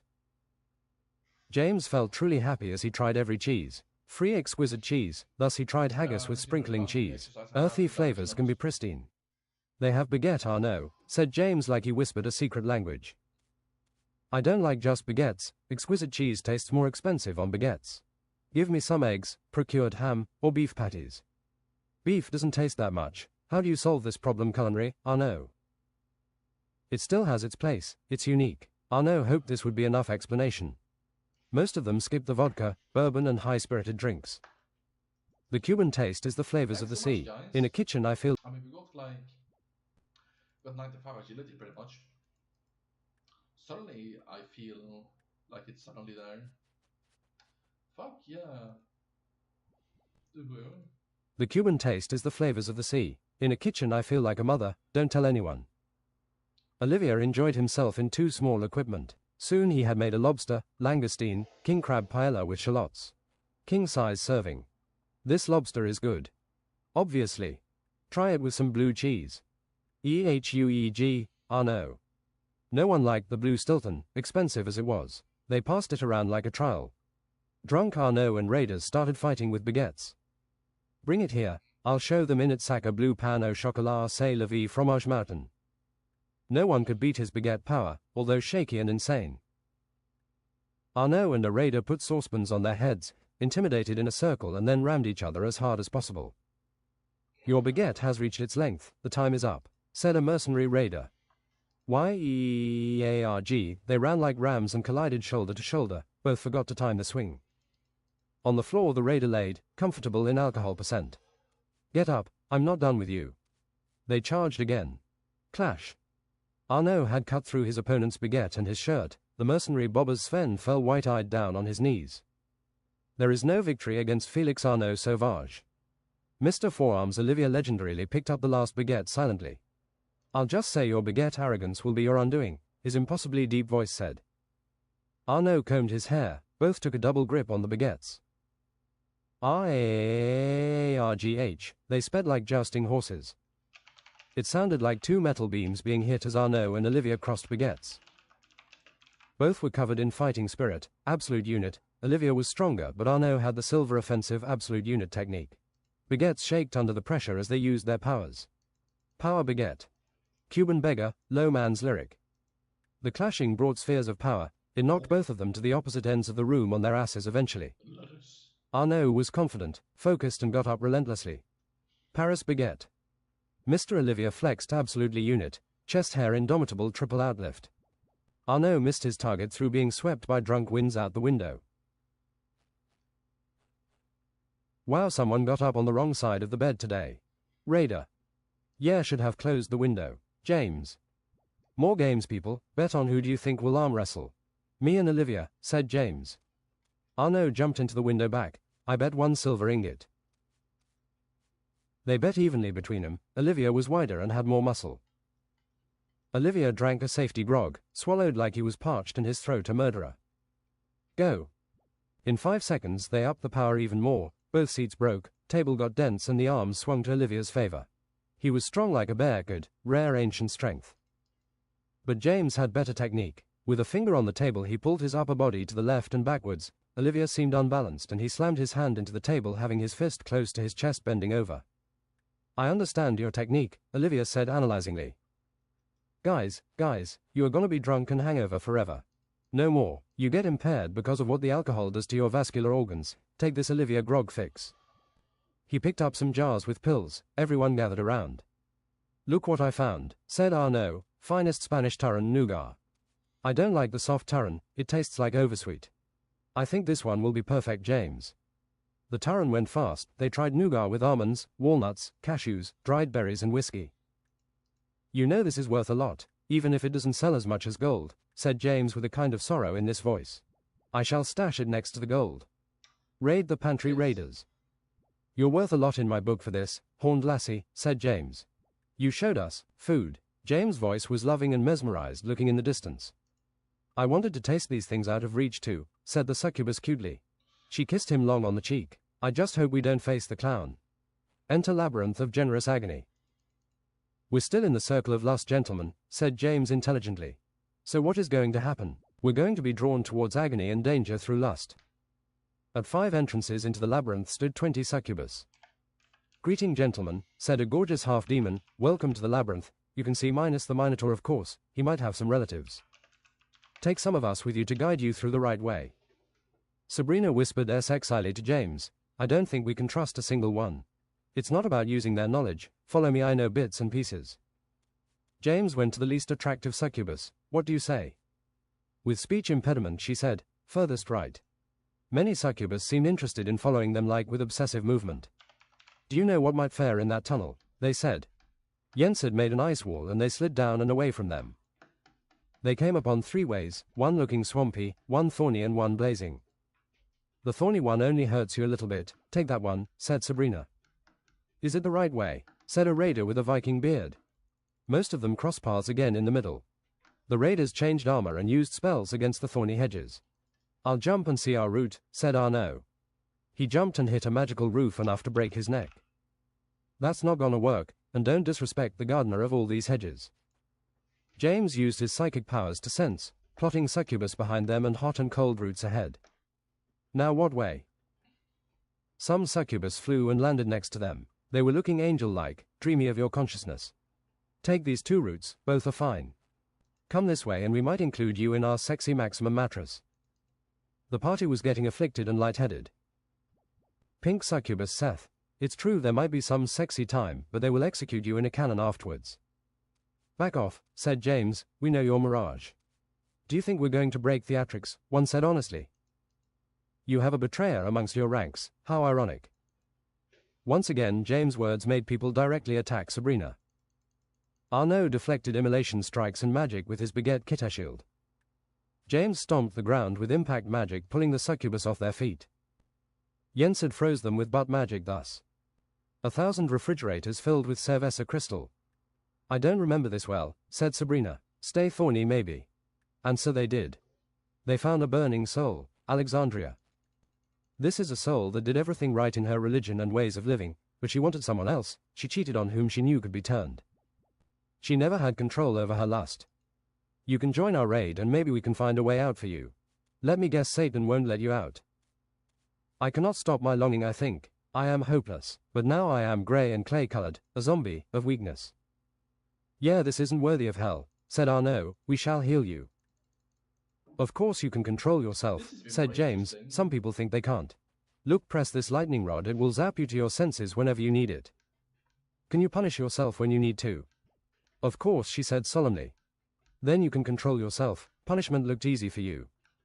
Being healed, she turned into a graceful white-dressed woman looking Greek, feminine and ancient. I escaped the wrath of my sister right before I died, said Alexandria. What do you think she is lying about, said Arnaud to James. They all lie. A woman like her, revenge in relationships maybe, they play an advanced game. She was an ancient soul reincarnated almost maximum times. Later upon Thorny Exit and Fiery Coast. A male succubus. I exist for women and gay joyful men. Satan plows not like God. He looked like Chernobog, 2 horns going up then sharp backwards, grey, dark red and black colored skin in different layers. The muscles were more like layered steel, almost forged into a weapon. 2% body fat, so every one of his rather small muscles were grainy and gritty. He was sleek with large legs and 3 times 1 decimeter clawed feet and 1 heel back, like a chicken. You could not help us and want to leave hell. You can buy me for a prize, he said coldly and logically. I will tell you the correct route next maybe. Here's some cigars, Turin nougat and cheese from Satan's own personal pantry. And a not very heavy gold ingot, seduced James. Go left, he said. Where does the coast lead? If you have a sturdy enough boat to land beyond death and time, another plane. The left route turned right and they saw a lustful succubus charming the pants off of a tortured soul. This gang rapist did more than one thing illegal, said the succubus. He relied on fear to get where he wanted, including here. This man will do a righteous deed but take revenge when someone corners him. He only understands punishment as he dealt for snitches. The man did not react to them in his evil simple world in truth. You know what, carry on, said Arnaud. I have had more than my fill of this. We're not going to take everyone on this hell longboat. Fine, James enjoyed playing along. Take this Turin nougat, you didn't see us. I can feel the exit from here, said James spiritually, but it need be complicated to go ever straight. Let's test the labyrinth, said Arnaud and twacked with his baguette. I have stored my farts in my small intestines for years for a moment like this. I thought it would be cool if a wizard had purple robes that look like kind of like somewhat rainbow colored. I have stored my farts in my small intestines for years for a moment like this. 1 meter wide. Sabrina threw up in her mouth. Are you sure you can do this? Said James. This ancient butt magic used to preserve power for when you get old or sick. Archean ass of Anglian, wisdom of old and power of youthful modern. The fart made an earthquake with one vowel. Everyone fell except for Arnaud. The one vowel was met with another fart. Unveil the truth, unleash. With the power of an atomic bomb, Yensid leveled the labyrinth about 90% in the direction James showed. It echoed in every wall and valley and awoke the gods above sleepy. A minotaur had turned the corner, his head exploded like C4 and he fell on his knees forwards. Now to climb over rubble in a straight direction. It smelled like garlic and yeast. Wow, it feels so nice to be gas-free after 20 years. Sabrina threw up and fainted as an empath. James caught her before she hit the ground. Arnaud threw up because Sabrina threw up. I learned some butt magic, Defen said James conversationally. Might pick up more, he said, just like he wouldn't mind fate taking him any path on his shore boots. Ah, that is good, said Yensid. Nobody expects it. Another direction you can attack with. He stroked his wizard's beard. They saw interesting amounts of thorns, ivy, coal and bronze, ice hell and fire climbing over the labyrinth. Everyone that had been caught in the 90-degree blast had died. Some bodies stood feet left. There seemed to be an agility course over lava they had demolished. At the end of the labyrinth. You will not cheat, you won't get out of here in the first place. A giant, 7 meters high, ran towards them with grey crispy skin and a skinny build. It was Cleopatra, a lustful sinner. She still looked royal, with white lightweight clothes, golden ornaments and details, jewelry obvious and large. Maybe she wasn't just a prisoner of sin here. She wore a crown 3 times wider than her head of golden horns and leather. It was small at the back and front, almost like a pair of horns. She came and wiped the ground with her arms. It was a simple technique, but the crowd flew like specks. She couldn't hit James, he was a unit, but then she ferociously thought to grab him off the ground. He was not as heavy. With speed technique, the golem arm extended on a chain all the way to her face. What an impact. It sounded like a gunshot and hit like a mantis shrimp. Mantis shrimp is a kind of boxing shrimp unique for its vision, 250 colors, and punches so fast and strong, they lit the surrounding water on fire at 300 kmph. It made Cleopatra flip in the air 1 volt and landed on her foot, 1 knee. Fiery, she went for James again swiftly, but James picked up her feet. They were not going anywhere. She pulled back, but James excavated the ground with his strength. He pushed her foot left, which threw her off balance and almost fell. Recovered with her other foot, James pulled back like a god and Cleopatra was pulled down her butt. Together James and Arnaud hit her in the face. Paris baguette. Superior stylos impact. Her feet flew high in the air from action and her face was dusted. Why do you have this cursed form, O goddess? Arnaud. I am eternally cursed for my sins, but my blood is royal like blue, but don't forget my body is a weapon unique from power and input and brains. She got up like a dancer and wheel kicked everyone. If you face me you will be broken, said James, give up. I don't think so, you think I will bow before you? I fear not the power of man. Slave driver, flashy execution, she was going to kick down James in the ground. No goddamn slave, thought James. Askika series, Godkiller. Cleopatra reacted upon the name instinctively but did not change attack, she is fury like the gods of the sea. Quickly hitting foot to fist, it was decided. Cleopatra, like getting hit by a 50 by 50 meter fist, flew into the horizon. The fiery punch left the air ablaze in circle and the surrounding rock landscape sooty. Worrisome, the punch seems to break time and space a bit. Cracks in the fabric, you could look into cosmos. Heathen god, said Olivia. I felt power like nothing human, said James. She hurt me like we were almost on equal grounds. I remember that. I feel a strange wind blowing, said Sabrina. It's so foul I feel the end of everything fair. When they looked they didn't see him at first, the clown. Do you want to hear a funny noise? He said, concerned with insanity. He's gonna torture you in a choking headlock, said Sabrina faintly to James. NNNNNNNNEIGH. Watch the neck scream, twist and hee, die. The clown was dressed expensively like an aristocrat, black and white. Behind his metal mask that was wounded and bloody was a red clown, hair sticking out twice like a baguette. He was so concerned with his imaginary world he didn't consider them targets. Can we bribe you? You didn't see us, said James confidently, but it was surprisingly hard. James' instincts now told him of an impossibly extreme enemy. He had to find his backbone, yet at the same time it told him his back might be broken. No, you will not find yourself deeper in hell. I know who you are. He didn't through. No. He summoned from the hell floor a signpost with an exclamation mark on it and started twisting around insane. James approached ready to fight someone he realized now would be one of his most powerful adversaries yet. The clown sprinted with feet standing still and twacked so hard with the signpost James flew 2,000 meters per second back. Arnaud unleashed his cross baguette like it was equally dangerous. Another hit from the clown blocked by the baguette felt wild, but Arnaud was knocked back 4 meters sliding on his feet. James felt strange as he regained his perception and flew with fiery feet back as quickly as he could. The clown was blocked by the cross baguette, but the blow was unreal. A white-brown church castle with 3 towers erect from the ground knocked Arnaud far off. Sabrina started messing around with her succubus mind powers. It was very effective. Clown of unlimited partying started acting strange if he didn't before and started clawing his head. Party, put your fingers in your ears. Jens had said fire in the hole and farted the clown's eardrums out. The C4-like explosion knocked him to the ground, but as we can see it looked like he was standing up as he was on the ground twisting. You're already dead, he pointed to the wizard. Jens had dodged a charging signpost strike that seemed to tear up the ground around it, very skillfully indeed, and charged powers sucking in the surroundings of energy in his ass. Everything turned silence for a second as the great suction into Jens had stopped. The signpost shattered violently, ARRHHHGTH, in his hands with tier 13 ridiculous magic tier, and the part of his head seemed ruined and sucked out, broken with his signpost. The clown pulled out his claws, they seemed Japanese maybe. James came back soaring and went for a kick into Koi clawing clownary. The clown didn't move and maybe took damage, but he acted like nothing happened. The clown terrorized the party with a flurry of claws that teleported between them. They were all bloody and cut soon. Face me, you ugly fucking clown. What did you say about the wound in my head? The clown was aggravated. James picked up his Maestar Naginata fresh of any blood and started intimidating in the air. The flurry of claws like by a puppeteered ragdoll was met by James poking and deflecting. It was slightly too fast for his cat-like still reflexes to fight.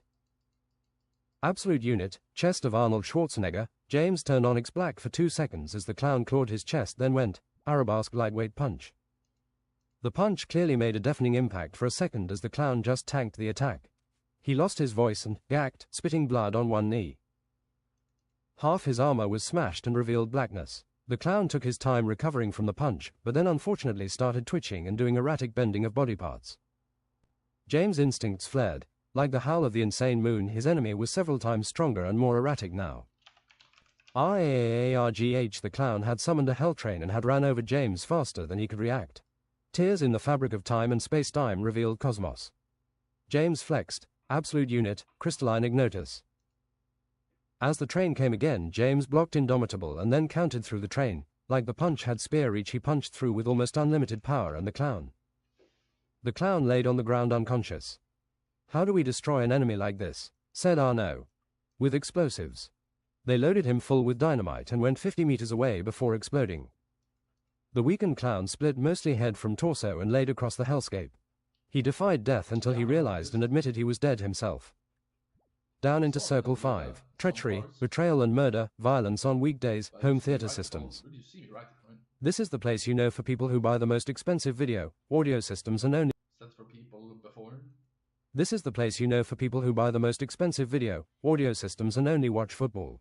Russell Crowe is gonna beat you up. Allow me to comment.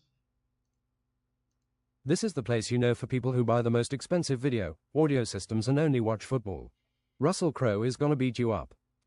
The fairest treated here are treacherous of country and regimen, not betraying friends and family.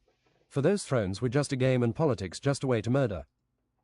They are constantly in rigged games where they will be betrayed, no matter how they think strategically and gain favor, they melt and torture and die just to relive the thing again for every life they took. Some here are responsible for 100,000 deaths and will be here for basically eternity. They can only know one death ahead what their fate is. I guess if it's maybe death... Feels like I will pay if I keep going to the end. Well... Can you not do anything?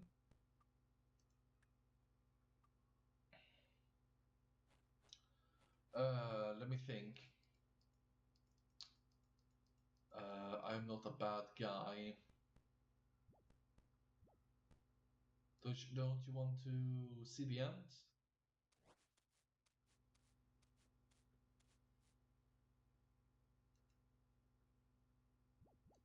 I guess if it's maybe death over one last death, they would figure it out. Satan keeps twisting their minds with games of give me your soul, don't be reborn ever, grant me your power. Hell is a special place for violent crime, you reap what you sow. Especially it is endless nights of fighting, running, draining you enough to want to die forever. To those who lived out violent crime lives Satan sits on and bullies fair. He likes being the punishment of the wicked. There is no fairness for those that cannot control their anger, they are victims to alien faces they know they must please but are impossible and have the most fearsome nightmare consequences. Hunted by people they must make amends, but only works as far to motivate them there is a point. At the gate into the abyss, they came across one of the lords of hell Asmodon. They could sacrifice intelligence for a week, but would grow painfully into new double the IQ points. At Circle 5 they met Darji, a fox-like human with 9 tails body-long tails designed to torture, one of the worst weapons of the gods. No, it's not inspired by the Pokemon Ninetales.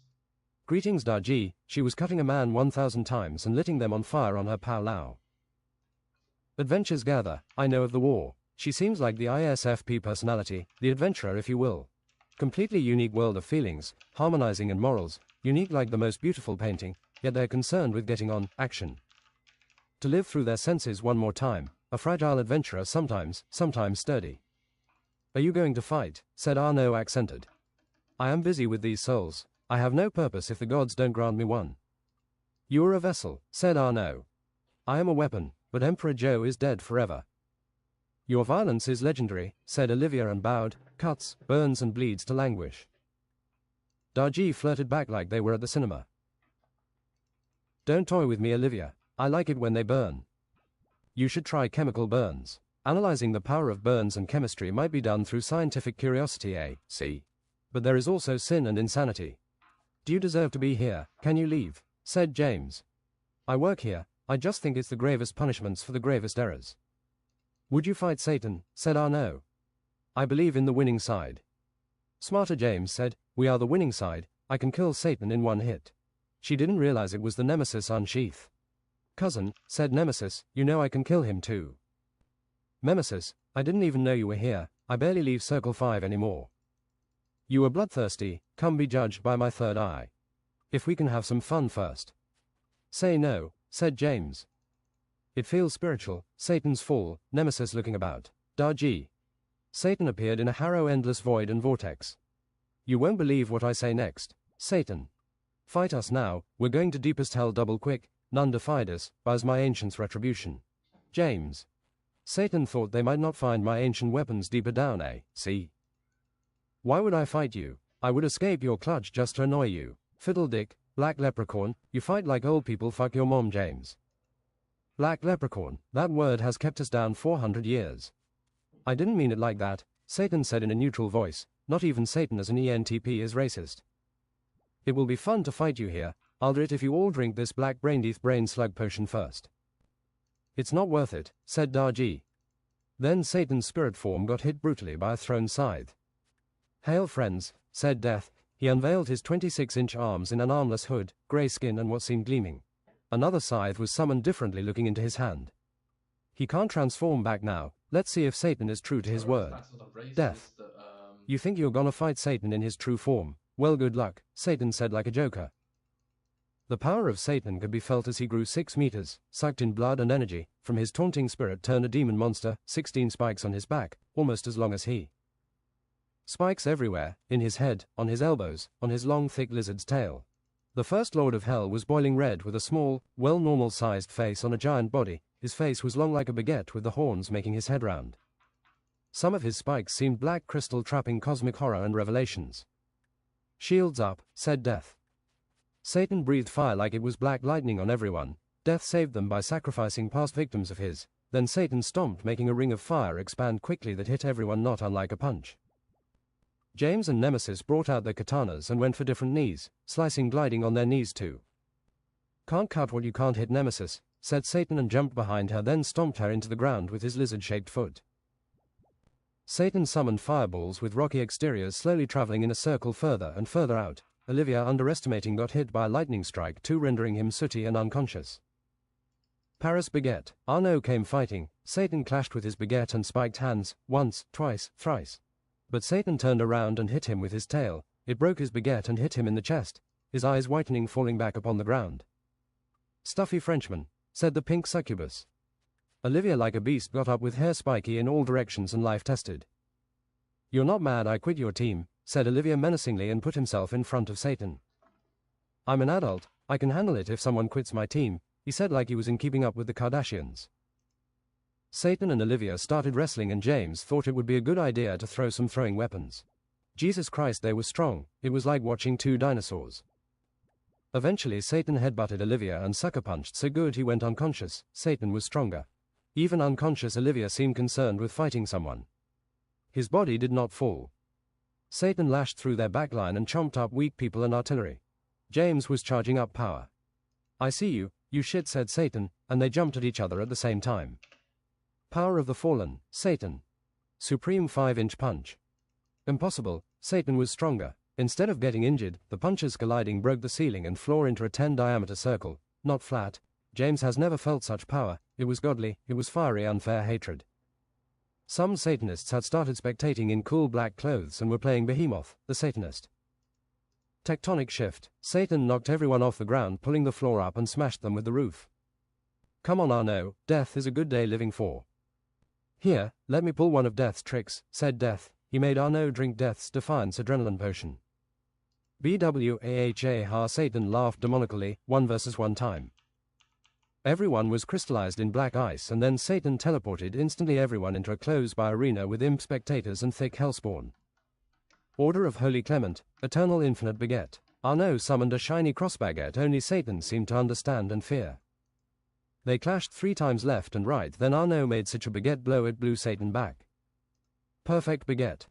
But Satan had drunk one of Hell's secret weapons, the teleportation assault potion, which allowed you to teleport closely as quickly as you could think. The baguette strike missed, but Arnaud turned around to block at least one stab with a bone shiv. Satan teleported 8 times in 8 directions around Arno in 4 seconds and stabbed Flurry. Oniyari, Demon Spear. Satan teleported above and then drop-kicked him down, Arno eyes whitening again as he bounced off the floor. Satan's scaled skin was blood-red and moist like a snake with the most muscle of anyone there. Next up Nemesis, and Satan said, "She thinks him unjust." Some gods above started watching the duel. Satan tried to punch, but Nemesis dashed so fast, several times until she had Satan's back.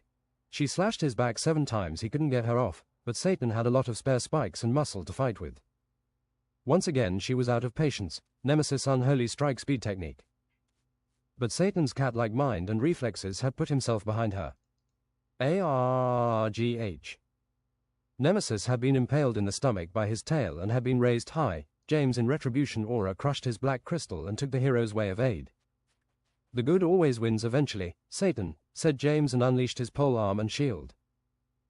"You the dark shall disappear before the light. I have 1,000 lives of perfect samurai ready to strike you eternal. I see your insecurities and fears like a buffet." Satan teleported forth an impossibly large sword. 6 meters by 1.5 meters jagged. "Spare me," said James. Satan teleported above him and sat on his fiery sword and tried to go for James' back. Absolutely unit, back of Ronnie. Teleporting and dropping onto James' back did not break his unit, but the Whoops, there goes my battery.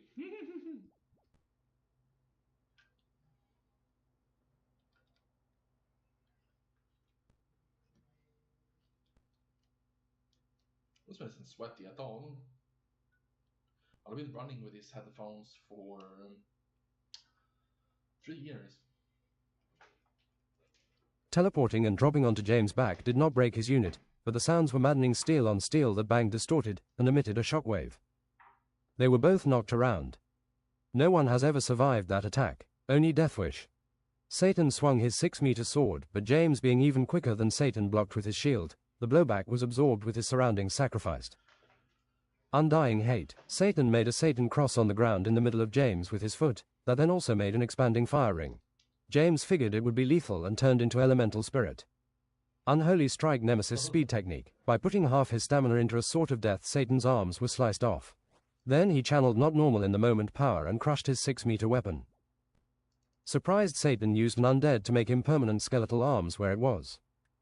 Let me get into your hate. Satan's eyes blazed red. Write more about death fighting Satan, let him grow into his true form. Eternal hell neck break.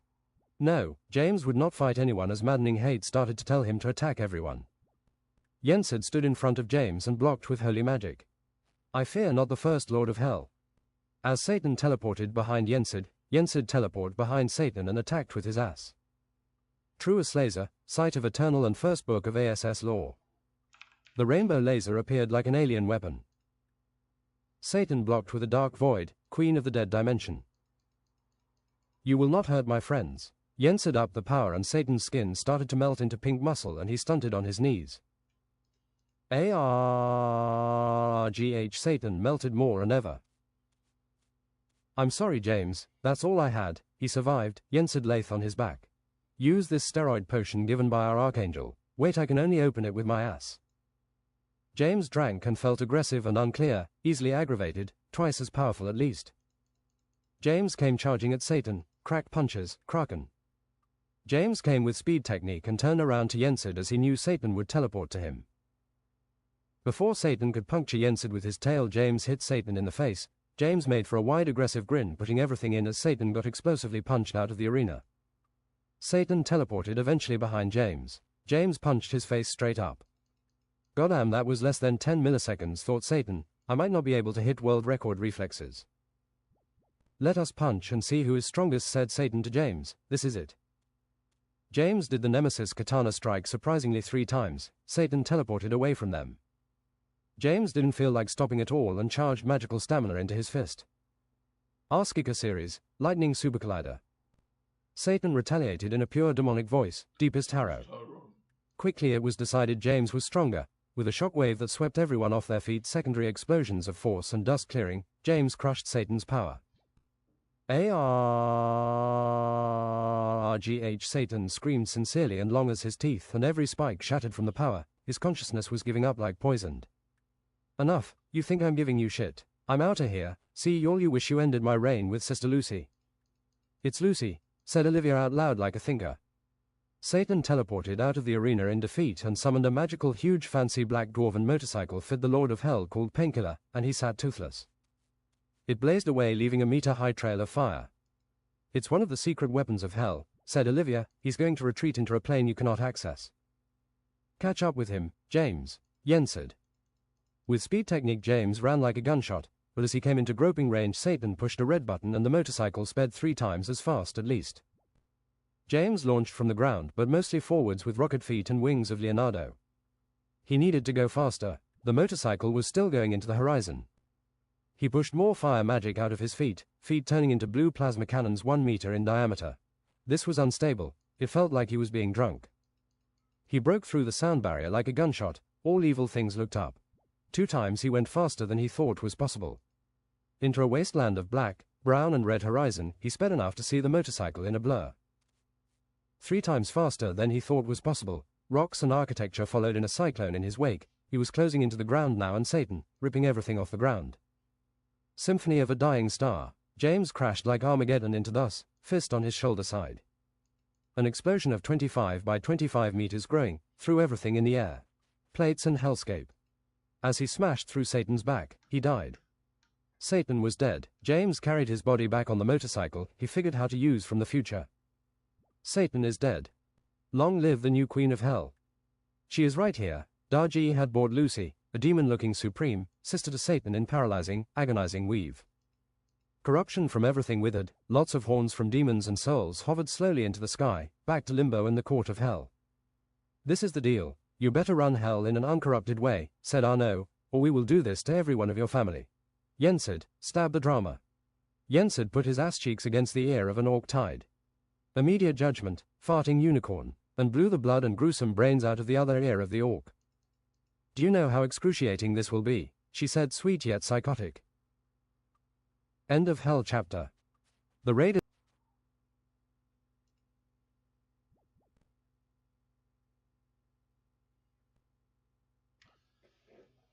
Do we want to listen to music? I have the wrong headphones for that.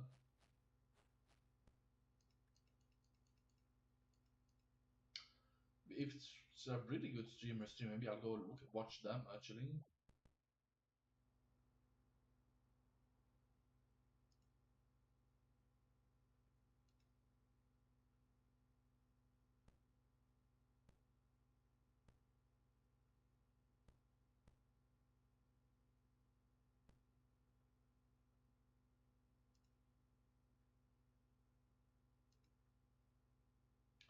Let's go for like 50 minutes more.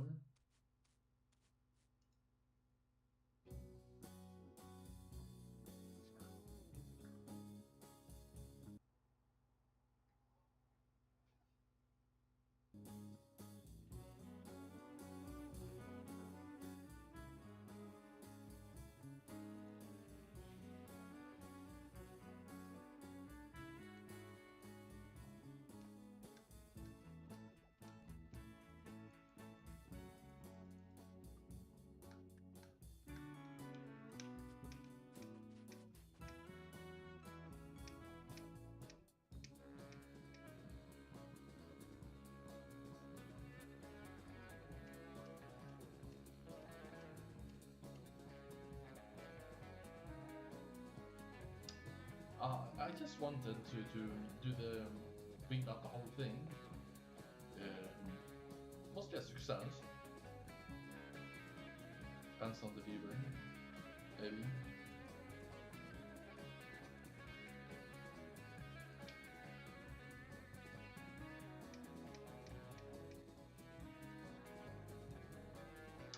Totally gonna write 300 pages. As my grandmother said, if you make it too large, nobody's gonna want to read it. It's kind of true, isn't it? You know, if it's like 600 pages, people are gonna be like, make it 2 books instead. Some of the best fantasy books are just 300 pages. Well, also more books like The Witcher.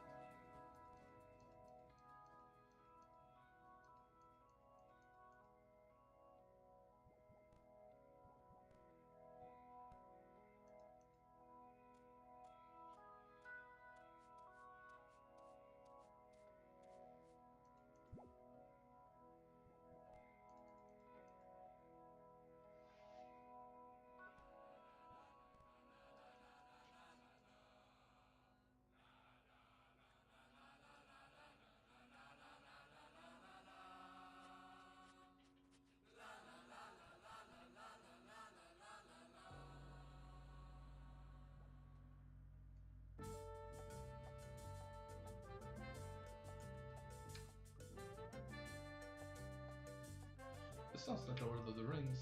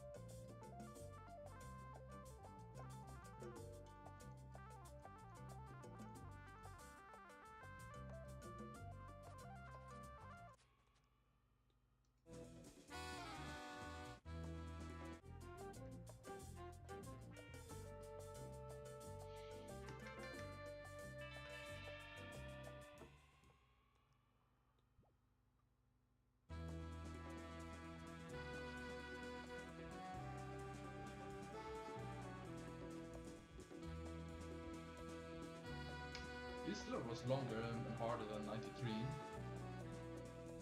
meaning that we need to mostly put in form.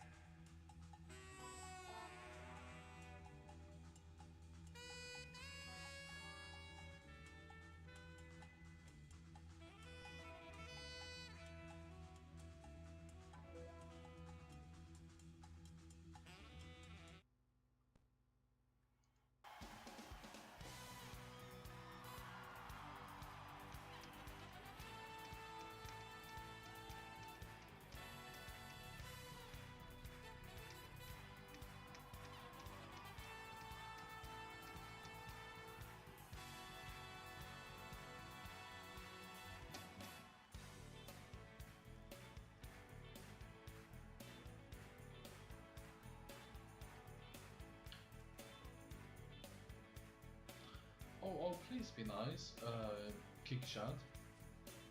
You know, what I need to say is something like, you know, I'm a good guy, very good person, one of the best.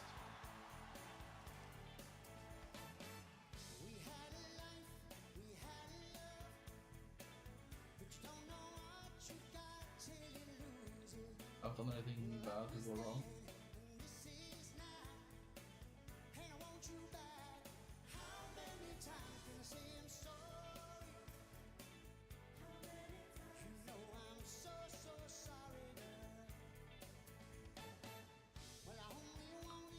Might make more sense if you did the entire book.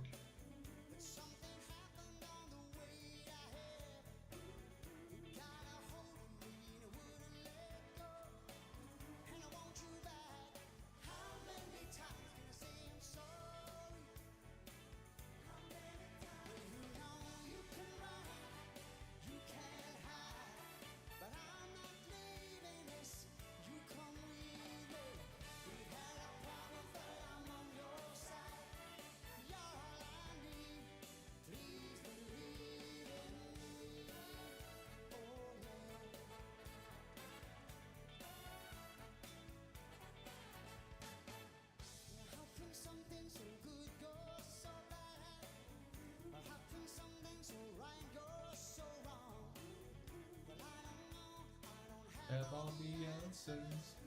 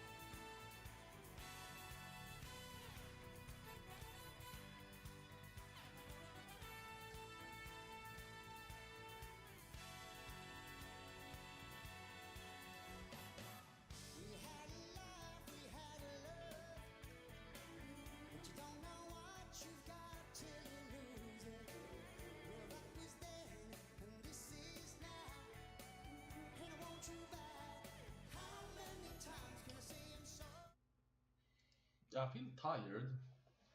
But instead of just being like productive before I go to bed, it's crazy. I shouldn't do that. Um, Goodbye. See you.